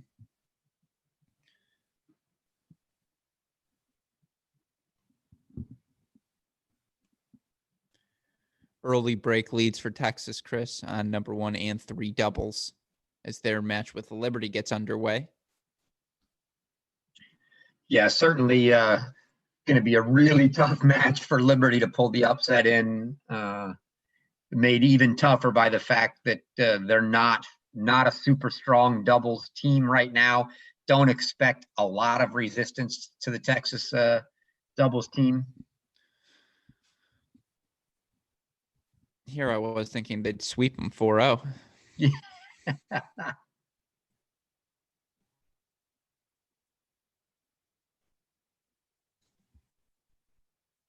Love the bounce you see here from Walton.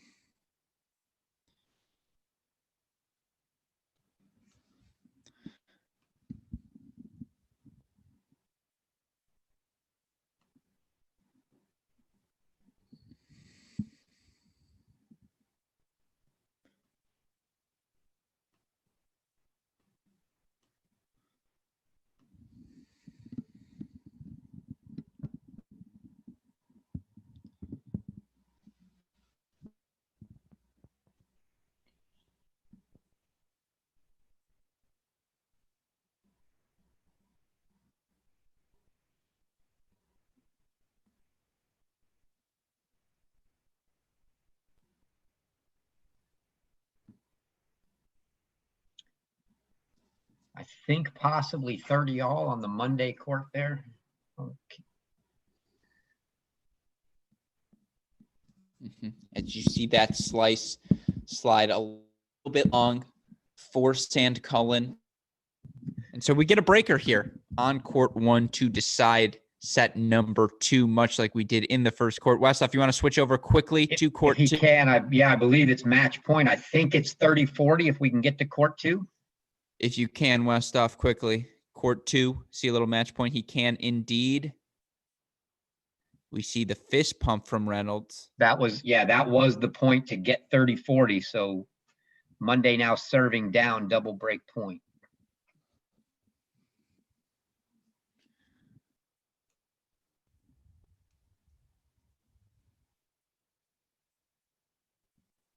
Man, we spent all this time talking about how Johannes Monday, could he be the missing ingredient for Tennessee? Of course, 4 years later, we still haven't learned Finn Reynolds is never out of a match.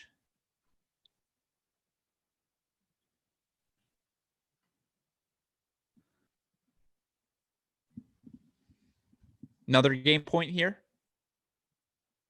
Yeah, deuce. So game point, deuce point, set point, match point.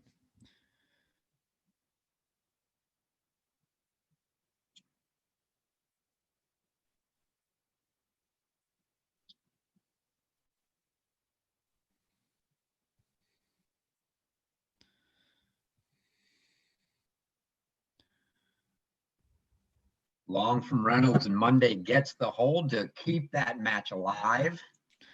So we'll go back to court 1 now, where we're in a breaker. Walton gives the mini break back to Sancullen with that error. I believe we're 2-1 here now.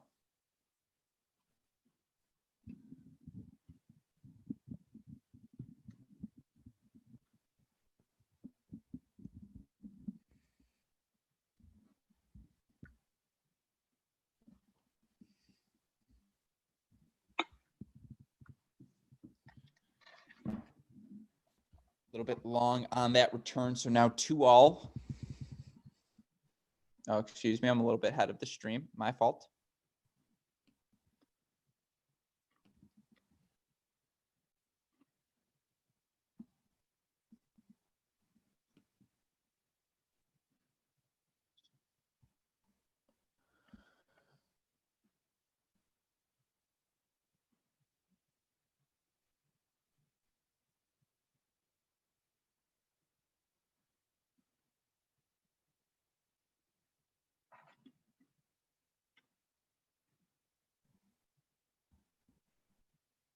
Big forehand cross court. I got to stop reacting so soon, Chris. Big forehand cross court winner here from Adam Walton, just grazing the line. So he gets the mini break back. And again, if you're this Tennessee team, feels a lot better going into the turn of these matches up 3-2 than at 2-0 with 2 new matches and your one singles player going into the third. So Tennessee get off the court here, 3-1 through the first 4. And now you've got your 5 and 6 singles positions where you probably feel most confident in to get you over the home stretch. You're keeping closely to that match. I'm watching the Monday match. Finn Reynolds not happy with a first serve called out that he thought was an ace, went to the net, protested, took a lot of time, and then promptly double faulted. No, that's good. He's buying us time. By the way, that's the lock, right? You know, if you're complaining about a first serve call, the double fault is coming. 4-2, Walton over. San Cullen at the turn. You can see both of them locked into that action at the number 2 singles position as well. Always a little bit of scoreboard watching in college tennis, that much easier when the match you're watching is right next to you. Again, 4-2 Walton, I believe, here at the turn.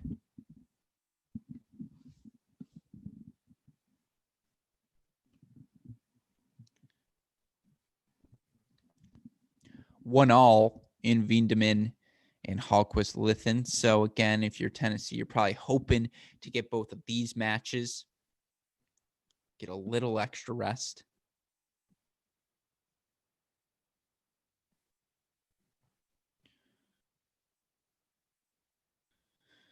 So now ball sails a little bit long.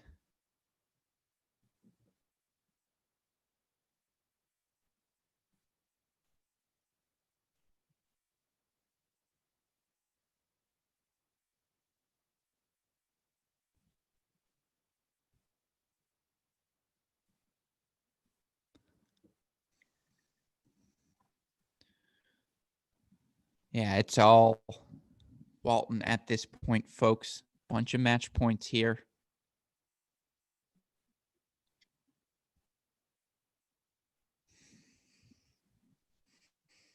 I think we're either 30-40 or 40-30 on Reynolds court, so it could be a match point. I'm not sure. So we do have a match point here at court 1. I'm going to stick with it for a little bit longer. 6-3.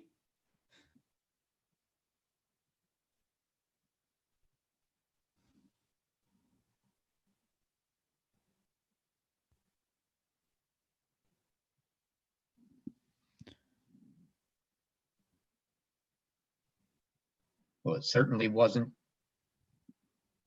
on 2. That certainly wasn't game point. Reynolds got the point, and we're still going. It may be a deuce point match point now. Not sure.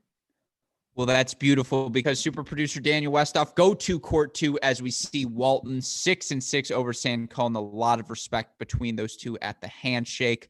But here things go. 1 match left from your opening batch of 4. Tennessee winning the first 3 matches off the court. They now take a fairly commanding 3-1 lead in this dual match. But of course, part of the joys of playing with only 4 indoor courts, we still have a little bit of drama to go. The courts at the 5 and 6 singles position, just getting on court. Those matches still so in their infancy that, you know, the scores at this point pretty irrelevant. 1-all for Windeman and Hallquist right now at 5. I think at 6, still warming up, getting ready to rock and roll. But here on court 2, and that's the match for Finn Reynolds.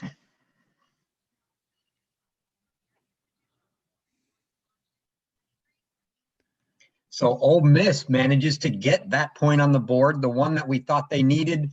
They didn't get the other one we thought they needed at 3. So Tennessee will take that 3-2 lead into the final 2, and Ole Miss is going to have to find a way to win both 5 and 6. and you gotta love, by the way, a little testy there at the end between Monday and Reynolds. It got competitive, certainly, as it always does. Finn Reynolds just has that effect on you folks. He is going to scratch and claw until he can find his way to the victory. And ultimately, again, that win keeps Ole Miss alive. And it keeps our broadcast going for just a little bit longer as we have two matches here down the home stretch. Again, it's stream 1 and stream 4. We're going to go to stream number 1 right now. That, I believe, is the number 5 singles match, Chris, if memory serves me correctly here. And as you mentioned, it's Windeman taking on for the number 5 singles of Ole Miss. My scoreboard is blanking out here for a moment. Excuse me. Yep. I was going to say Hallquist Lithin, exactly. Another lefty if we haven't had enough. Yeah, and it's still, again, first match here.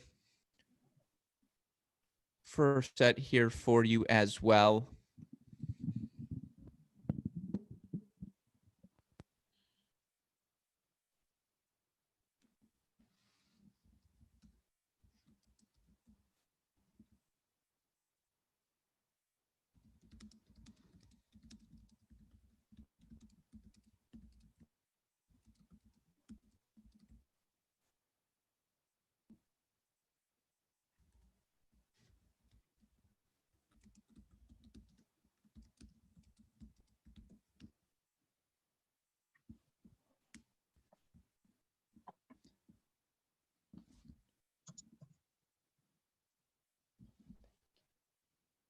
Very early going here. We've still got early on's first set, court 5 and 6. As we stated, Ole Miss has to get both of these matches trailing 3-2. Tennessee just needs to get one.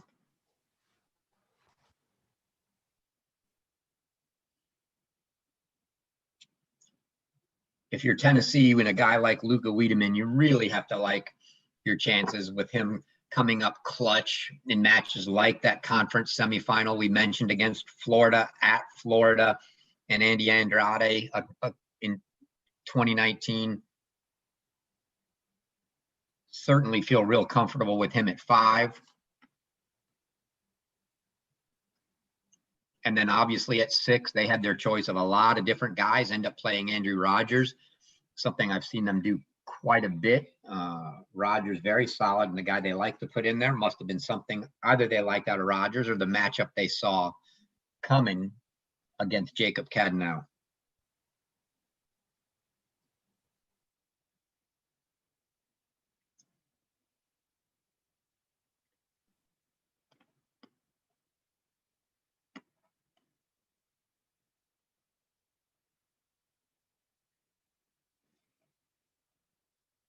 Wiedemann gets that early break lead on court 5 for Tennessee.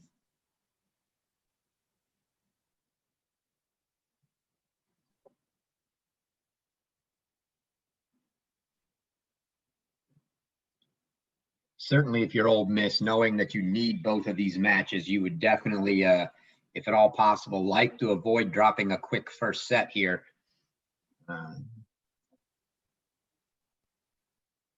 But they've also got to think at some level, you know, there are going to be some 3-set matches.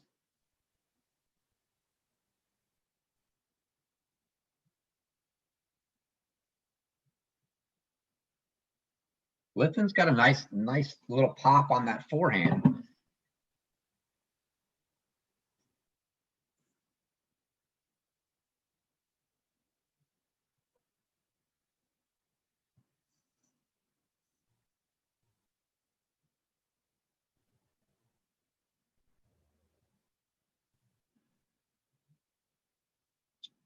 Wiedemann just makes him hit one too many balls there as he nets that forehand.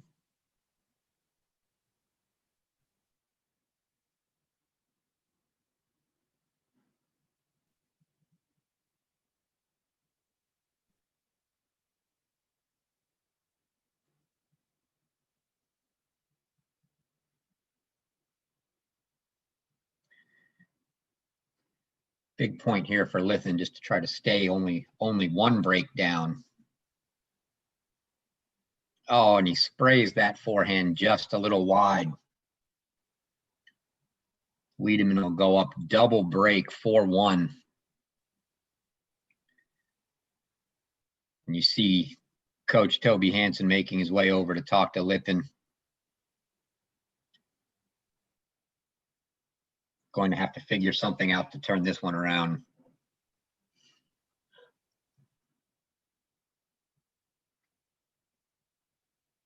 While they're in a changeover, Westhoff, if we can, let's go to the other match, which is the number 6 match on stream 4.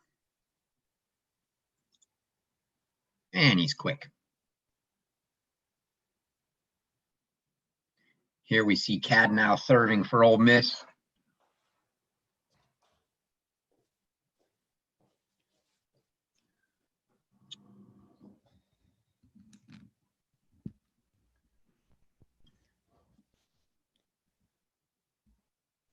And it's 1-1 here while we were on the changeover. Wiedemann again up double break 4-1 on court 5. We moved to court 6.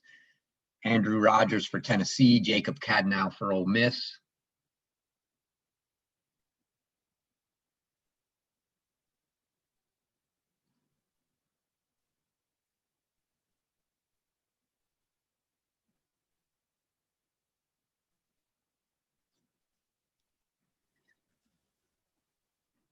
In that deuce court, Alex, I see Cadnow getting really close to one of my pet peeves. That's never, ever, ever. Tune in on the Texas Liberty stream real quick. Liberty 4-all at the number 1 doubles position. They're back in that match 2-3 for the Liberty Flames fans out there.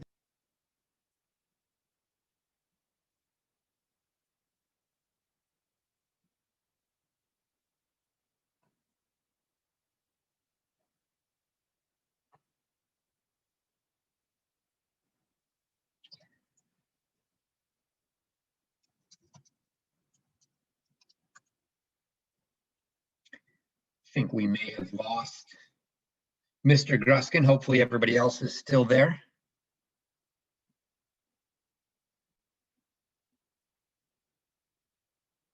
He was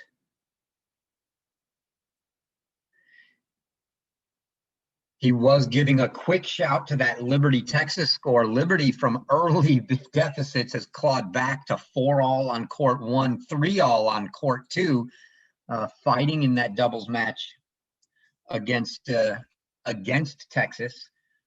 We will stay here on court 6.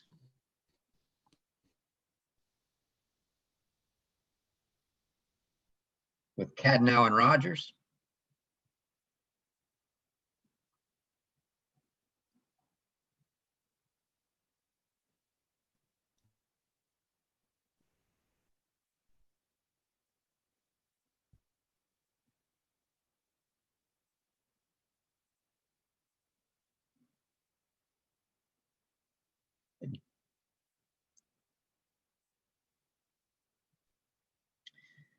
And there's a hold for Cadnow. Cadnow will take a 2-1 lead into their changeover now. Wiedemann now up.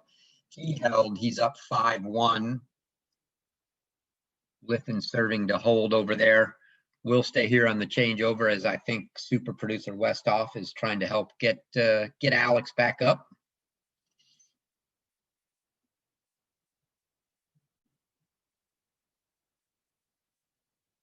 I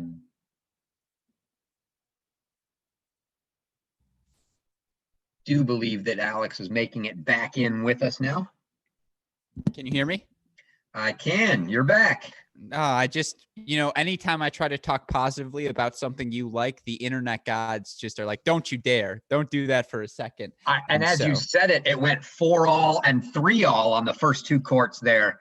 But Texas now up 5-4 and 4-3. I have no idea if those are on serve or not. That door you heard opening, closing was, of course, super producer Daniel Westhoff, who may have actually flew here from his room in our producing studio directly to make sure I was okay to check on my health. That, folks, is what you not just call a teammate, but a damn good roommate as well. Immediately coming down here to make sure I am okay. The stream is back. Yes, as you mentioned, 5-4 Texas at 1, 4-3 Texas at 2, 5-3 Texas at 3. But the Flames absolutely making a match of things. And here, Lucas Wiedemann trying to end this match as quickly as possible. 6-1 first set he takes at the number 5 singles position. And Chris, this is exactly what you had scripted if you were the Volunteers. Yeah, I mean, as we said, Wiedemann's a battle-tested guy, played some big matches, clinched that match over Florida in the SEC tournament. You have to like your odds with him at 5 singles, playing a younger guy.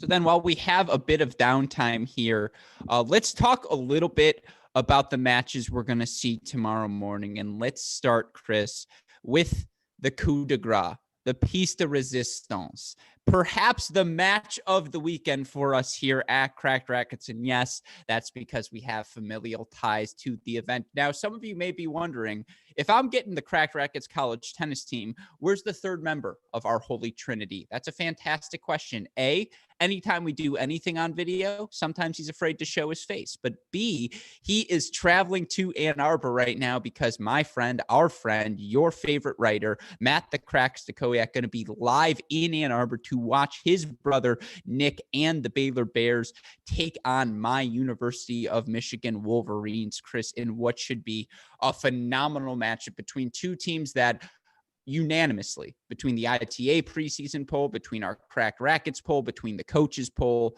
2 top 10 teams playing in the round of 32 never happens in a first round, or I should say in a first match of an ITA kickoff weekend. Doesn't usually happen in a first weekend of an ITA kickoff event, but that's the circumstances we find ourselves here in 2021. Before we even get into the nitty gritty, just your initial reaction to the play we're going to see kick off in that Michigan region tomorrow with Texas A&M and Pepperdine as well. That's my region to watch here this weekend. Without question, it's the Texas A&M Pepperdine match is going to be a little rough for fans tuning in there. I can do it. We know there were a couple kids from Pepperdine that are great guys. One of them, the heart and soul of the team, that couldn't make the trip. That's going to make that match that was already tough even tougher. But to your match, that Baylor Michigan match to lead us off in the morning, I mean, wow, what a match. That there's no question that should be a final type match. But then, I mean, not saying nothing against Texas A&M, just saying that's a final quality caliber match. And you get it in the opening match of the region. I can't wait. Not only can I not wait because it's great tennis, I can't wait to see you and Maddie going at it. I want to see the group texts that we have, just the smack talk going back and forth. I think the best thing about being on this broadcast all morning is that I'm not going to have time to respond to his texts. Or I'm going to get to purposefully ignore them, and he can't get angry at me. Well, I'm working. I was going to say, you'll be ignoring them if it's not going in your favor. You'll be instigating if it is. Well, the truth is, he'll be like, you responded when Coach Spencer texted you yesterday. You responded, and it's like, yeah, that's true. And by the way, I will respond now. Maddie texting us that he is tuning in. He says, A, great job, fellas. Shout out to you, super producer Daniel Westoff. B, he says he can hear us loud and clear, and he is in Ann Arbor. I hope he's enjoying himself some Mr. Spots here on this evening. And by the way, if anyone wants to make a GIF of Mississippi head coach Toby Hansen scootering around during this match, I will use that GIF endlessly on Twitter. So hopefully someone able to pull that right now. But obviously, if you're Tennessee, you hold here 4-1-0. And you get the big start to this match. But yeah, I was going to say for tomorrow, yes, that's one we are looking forward to. And I almost wanted to ask you about Baylor and where they're in at the polls versus where we think of them right now. But we can save that conversation until tomorrow. Just in general, give me one last thing you are most looking forward to on the court, beyond the off-court smack talk, on the court between the Bears and the Wolverines tomorrow. Oh, I mean, there are so many, but I mean, the best is going to be what we start with, and that's the doubles point. I mean, we start right off with Michigan's great doubles, one of the top teams in the country, in Fenty and Seymour, arguably in the top 3, if not number 1, right? I mean, they're a top 3 doubles team, and then you've got the Baylor team that's got 3 legitimately good, I mean, crazy good doubles teams. they've got, Charlie Broom and Matthias Soto playing 3 doubles after winning the Futures 15K at Fayetteville because they're playing Nick Stakowiak and Adrian Boitan, who Boitan is just a huge hitter at 1 dubs. And then you're playing Sven-La and Konstantin Franzen at 2, who have been number 1 in the country, and they're playing 2 dubs. So, I mean, ridiculous teams there. And then Connor Johnston, one of the best doubles players that there is, on that Michigan roster, not playing 1 dubs because Fenty and Seymour will be. The doubles point is just going to be some outstanding doubles, and to tune in and watch that, that'll be a real treat. And that's going to by far be the best way to kick that match off in the morning. It'll set the tone for the day. It's not often you get 5 of maybe the 30 best doubles teams in the country in one building. That's what we're going to have tomorrow morning at 10 a.m. So if you're joining us now, be sure to join us tomorrow morning when we kick things off at 9:45. Coverage of that match, of course, starting at 10. I feel like we are an official ESPN broadcast now. We're lying to our viewers. Come join us at 9:45, even though the action doesn't really start until 10. That's how you know you're doing a broadcast, Chris. But yes, we will break down all of tomorrow's action. Of course, we've also got that USC region. We've got the final matches here at NC State as well as in Columbus. So tomorrow's really the Super Bowl of our coverage. Be on the lookout for all of that. Of course, be on the lookout here for an Ole Miss comeback. They're going to need to flip the script here at this number 5 singles position if they're going to have a chance. And it's worth noting, though, Jacob Cadano currently up 4-1 on Andrew Rogers at 6. So he's doing his job. What does Hallquist Lathan have to do here, Chris, in your opinion, to flip the script on Wiedemann? Well, he's showing a really nice forehand that's actually can be a good weapon. He's going to have to find a way to use that forehand against Wiedemann. The problem that he's had so far is his just inability to consistently make it. If Wiedemann feeds him enough balls, he's eventually missing. But he's going to have to find the range with that forehand, use it as the weapon, and try to turn things around against Wiedemann. It's not going to be easy for sure, but he's not out of this yet. Wiedemann's just got a bit too much pace, too much game right now, and it's going to be hard to overcome. Mm-hmm. No, Wiedemann just so solid off of both wings, Chris, and just he moves well indoors, outdoors. It doesn't matter. Yeah, to get him at 5 indoors, not an easy guy to play. He hits pace. He hits that backhand flat. It's going to skid. And he's right now, he's just having his way. Already up 6-1 in the first, up a break in the second already. Mm-hmm. And in fact, let's go back to that match now to watch him play a little bit as well.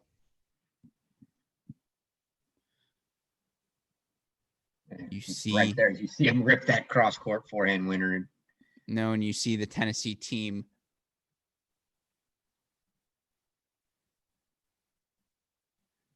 standing there as well. They know that's where point number 4 is going to come most quickly for them. So they're ready to cheer on their teammate. Yeah, this is always the debate. They probably split the guys up pretty well, but always the debate here, 2 matches left, one guy with a fairly significant advantage and the other guy in a hole. Do you send the team to try to help the guy dig out of the hole?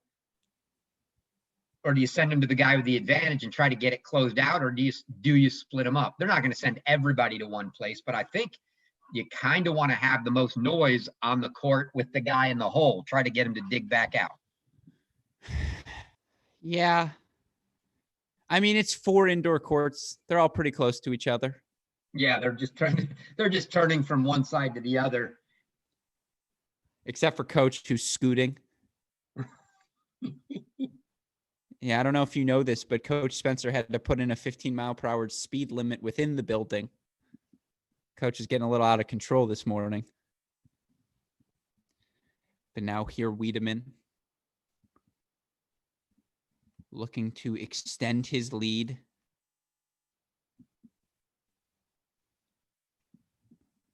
Believe it's game point here for 3-Love.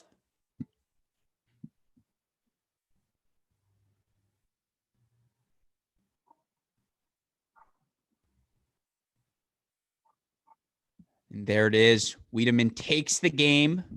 3-Love now, all Tennessee on court number 5. Again, you see Tennessee head coach out here talking. See if Coach Hansen can get in the mind of John Hallquist Lithen. Just say, hey, Johnny, JHL, my man, slow things down a little bit. You're losing to someone named Lucas. It's just not acceptable in the 2020s. It's like losing to a Myron. We know Myrons are out. At least that would be my speech. Keep it all superficial. I'd be like, what do you want me to tell you about his game? He's really good. You got to be even better. But no, more seriously, I think to your point, Chris, and you mentioned this, and we're going to stick here on stream 1, court 5 singles between Hallquist Lithen and Wiedemann. Hallquist Lithen just so clearly looking to hit that big forehand, right? That's the shot he's harping on more than anything else. And it's just Wiedemann has identified that. And so right now, this match is being played on Wiedemann's terms. Yeah, Wiedemann doesn't really need to push anything here. He's clearly he's seen that if he hits enough balls back at Lithen right now, until Lithen can show him that he can stay in a 15-ball rally, he's going to make him do it because he hasn't been able to yet. Wiedemann will just hit enough balls back at him, and Lithen's going to either miss one of those forehands he's going for, or as you saw in the last point, hit that backhand into the net.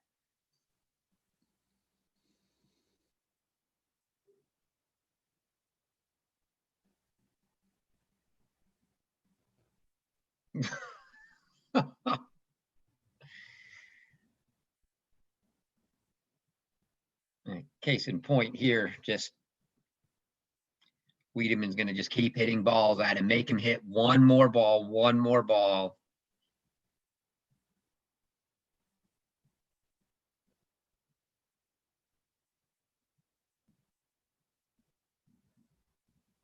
And you see the fist pumps after every point for Wiedemann, just looking at his teammates saying, hey, guys, come on, let's do this together. Let's get over this finish line. You guys are going to take me there as much as my game is.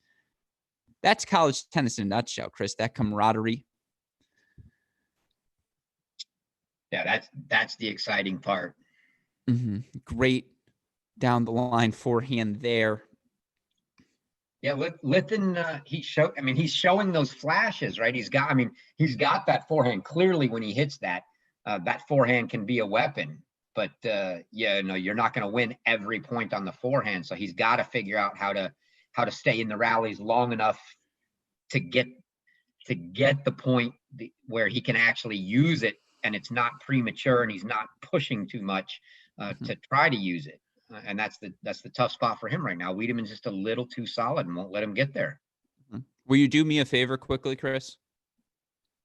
What's that? Will you just put your hand on your pulse, make sure you're feeling all right before I tell you this next piece of information? Are you about to tell me that I already know Liberty lost the doubles point? Yes, Texas takes the doubles point. They get a 6-4 decision at 1, 6-3 decision at the number 3 doubles. I'm surprised, but it's true. They take a 1-0 lead, and by the way, they're up 1-0 on 5 of the 6 singles courts to start. And I'm just going to say they probably didn't serve first on all 5 of those courts.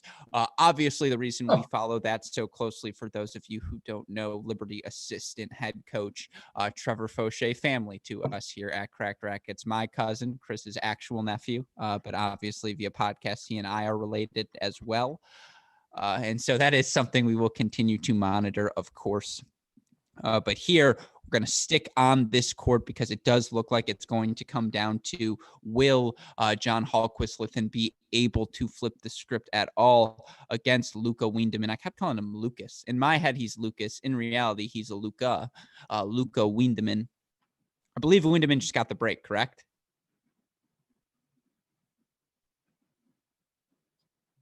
Super producer Daniel Westoff can let us know. I turned away. He said yes, indeed. Yeah, he did. He's 4-love serving now. This is getting away very quickly. By the way, super producer Daniel Westoff, not just a yes, an emphatic all capital letters yes to really send home the message that it is 4-0 Wiedemann. God knows the job he's done today. Shout out to you, super producer Daniel Westoff. If you'd like to make him happy, you'll go subscribe to either our YouTube channel or our Patreon content. Chris and I can have all of the fun conversations in the world, but none of it sounds coherent without the work he does. So shout out to super producer Daniel Westoff. Shout out to Wiedemann there, painting a corner. So 15 all here. Hey, Gruskin, I'm gonna see your Liberty comment with the fact that they did take a 1-0 lead on one of those courts. Number and 5? They didn't serve first on that court either. Is that Trevor's court? I don't know where. Not exactly sure where Foch is at. He's probably on 5, but no, yeah. Christian Wurst now playing. Interestingly enough, a former SEC guy transferred from Vanderbilt this year to Liberty, playing 5 singles for them. Did start with the break against Chi Wong. Keep an eye on that, as well as freshman Micah Braswell, someone all of us think very highly of, makes his college debut here. Again, 1540 now. So yes, you're down 6-1-4-0. Yes, things haven't exactly gone your way if your Ole Miss is John Hallquist-Lithen, but get on the board. Just curb the momentum one at a time.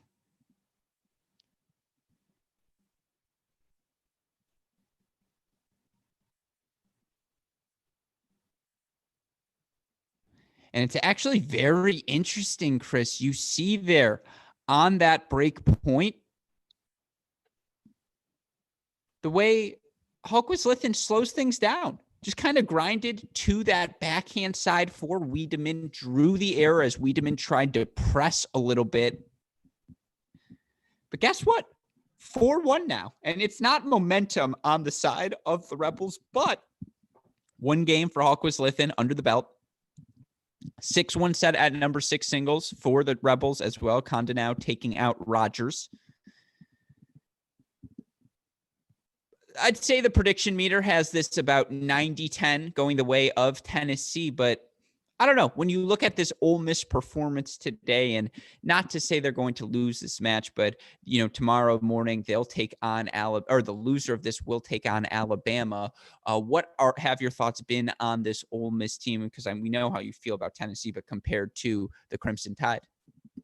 Yeah, I think they're just for a team like Tennessee, this isn't so much about Ole Miss as they're just I feel kind of just like we did going in against A&M, is they're just a little outmanned, and it's going to be a really tough match for them to win. Even if they do take the doubles point, Tennessee's just too solid 1 through 6 for them to get to even try to get a split in singles. Now, let's say that they do indeed end up losing this match, and then they face Alabama tomorrow. Now it's a different story. Now they're not facing a team that's that solid 1 through 6. That'll be a good match. I think Ole Miss, you got to make a favorite in that match. It's not that they're a good team. They just don't quite have the firepower to compete with Tennessee here. And again, that conversation going to look really stupid if Hallquist-Lithen can flip this around. Yeah, Wiedemann's kind of he's in that dangerous spot. You're 6'1", 4 love cruising. You gotta, real easy to get a little complacent, like, yeah, I'm just rolling through this. And the next thing you know, you let the guy break you twice and you're on serve. You lose a set, and now it's a match. So very small sample size. These last 7 points have been the best 7 points of the match for Hallquist Lithin. I mean, pretty clearly. He does seem to have gotten a little bit more patient, waiting for the right forehand to attack. You're right. It's definitely a little complacency from Wiedemann, but signs of life from the Rebels.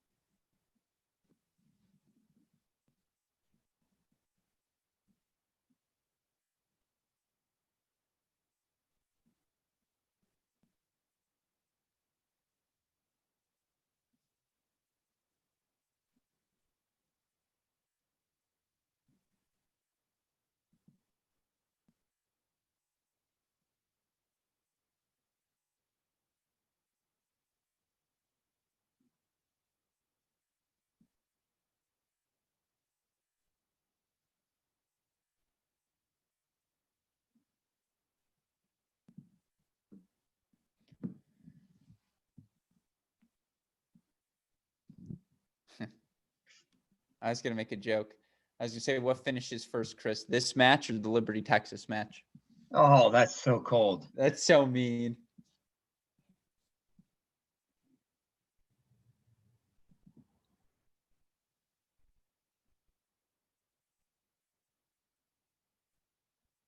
Ooh. Yeah. Ooh. Overruled? Overruled. Yeah. Overruled. Again, from Indianapolis, you could see that ball was in. So that is my 2 cents on the matter, but the overrule there coming from the chair umpire. Hate to say it, but you love to see it.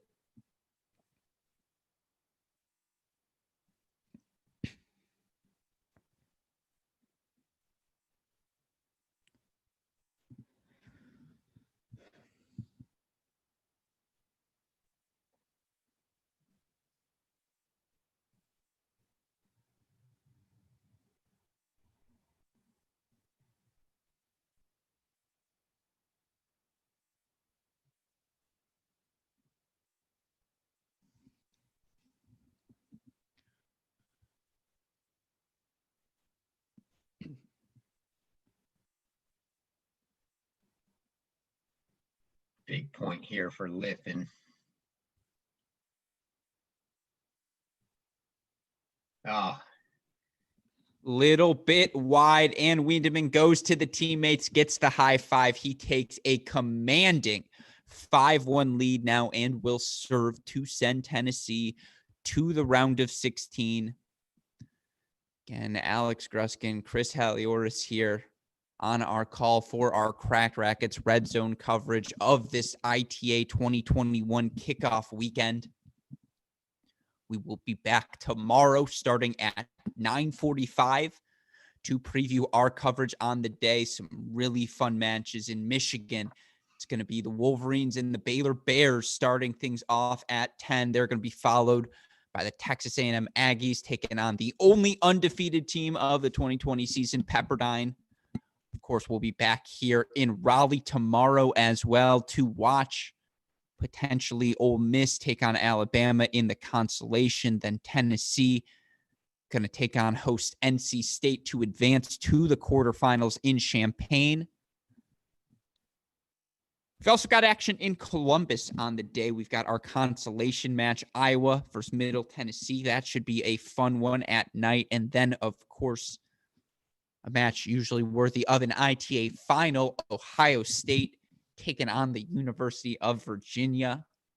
Virginia so promising today with their freshmen. Ohio State, a team many across the country think can legitimately win the NCAA title this year.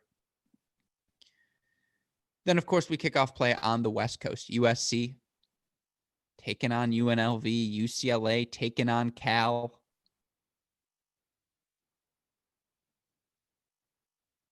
Still a little more action here Friday night as John Hallquist Lithin looks to stay alive at number 5 singles against Tennessee's Luca Windeman.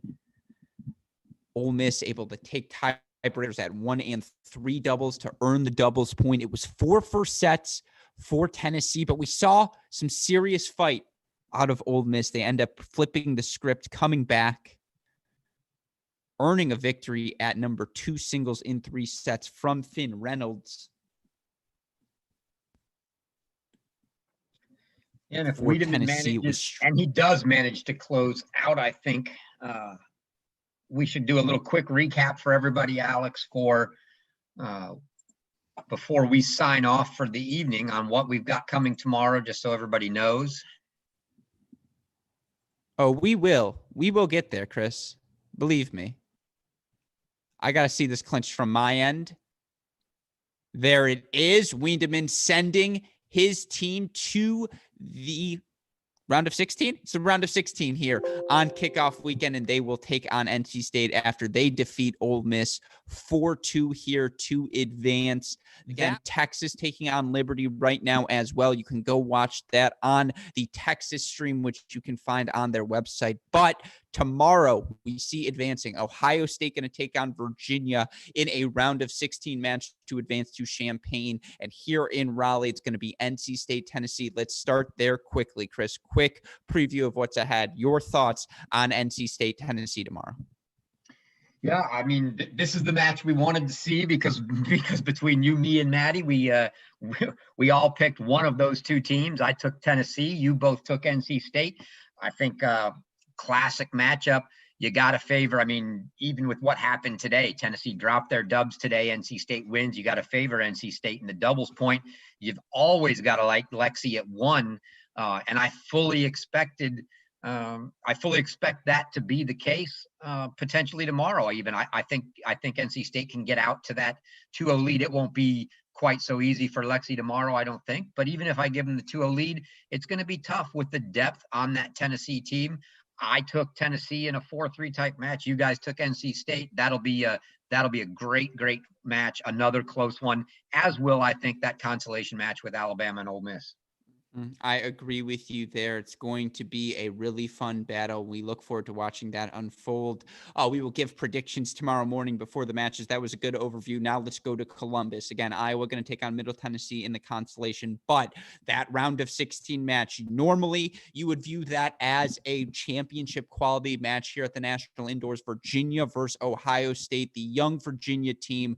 Really impressive 4-0 victory. Their young stars looked so phenomenal. Any upset potential in Columbus tomorrow, asks John Parsons?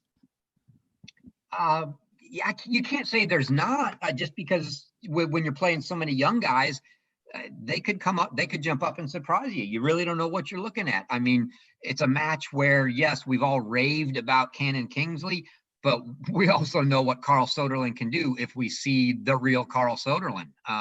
So sure, they can get that match at 1. If they can get that match at 1, what we just saw today out of Von der Schulenberg, he's at 3, getting to play Trotter, another match that they could win.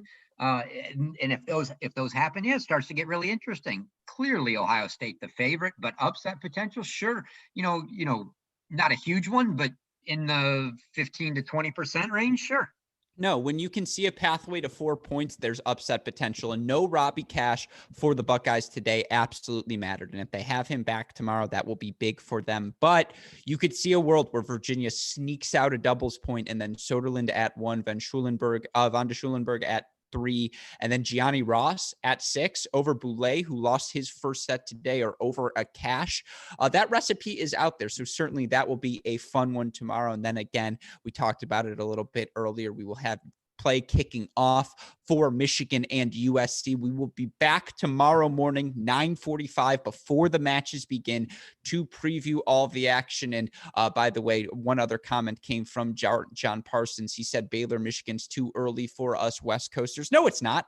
Get up, join us. Come on. I'll be up at 7:00 East Coast time. I got to get my pre-tournament run in. So I'm running for all of you listeners. You can join us 7 a.m. Watch that sunrise on that beautiful West Coast Pacific Ocean. Enjoy your coffee and enjoy some phenomenal 2021 college tennis as well. Chris, you see how I humble bragged there about the run? Yeah, I see it. Humble brag. I also don't get the, hey, it's too early. I mean, come on. If I'm up at 2:30 in the morning to check out Nuno in Turkey before doing this, you can get up for a 7 a.m. match of Michigan Baylor. Come on. Yeah, but that's also because you have so much shoulder pain that you can't sleep.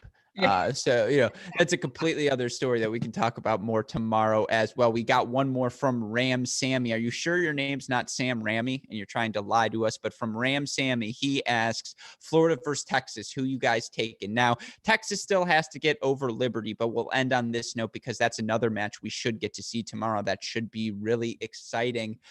We all leaned Florida when we did our Cracked Racquets preview podcast. And if you want to hear more about that region, go check that show out on our website, crackrackets.com, or on the Great Shot podcast feed, wherever you listen to your pods.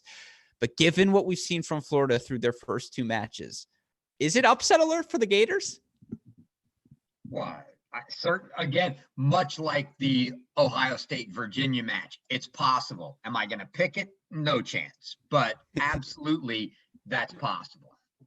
Some Spazzeri, Waldeeb, Chi Huang action, doubles point for Texas. Florida has not looked good in doubles so far. Of course, there's going to be revenge on Florida's mind after Texas chopped them at the beginning of last season in Gainesville. So, of course, we look forward to following all of that action tomorrow. We are eternally grateful, sincerely, for all of you listeners who joined us here today for our coverage. We're trying something new here at Cracked Racquets. And whenever you do that, you're obviously taking a bit of a risk, and we're willing to take those risks because we know we have so many fantastic supporters like all of you backing every stupid thing we want to try. And I would be remiss if I did not say, get super producer Daniel Westoff an Oscar, an Emmy for his performance today. I mean, if you guys know how he was scrambling behind the scenes to make this all possible, you would be that much more in awe. He does it all while watching his dog during the broadcast. So shout out to you, Daniel Westoff. You are a beast, and we will need you to continue to be a beast tomorrow as we wake up to cover all this. Again, John Parsons,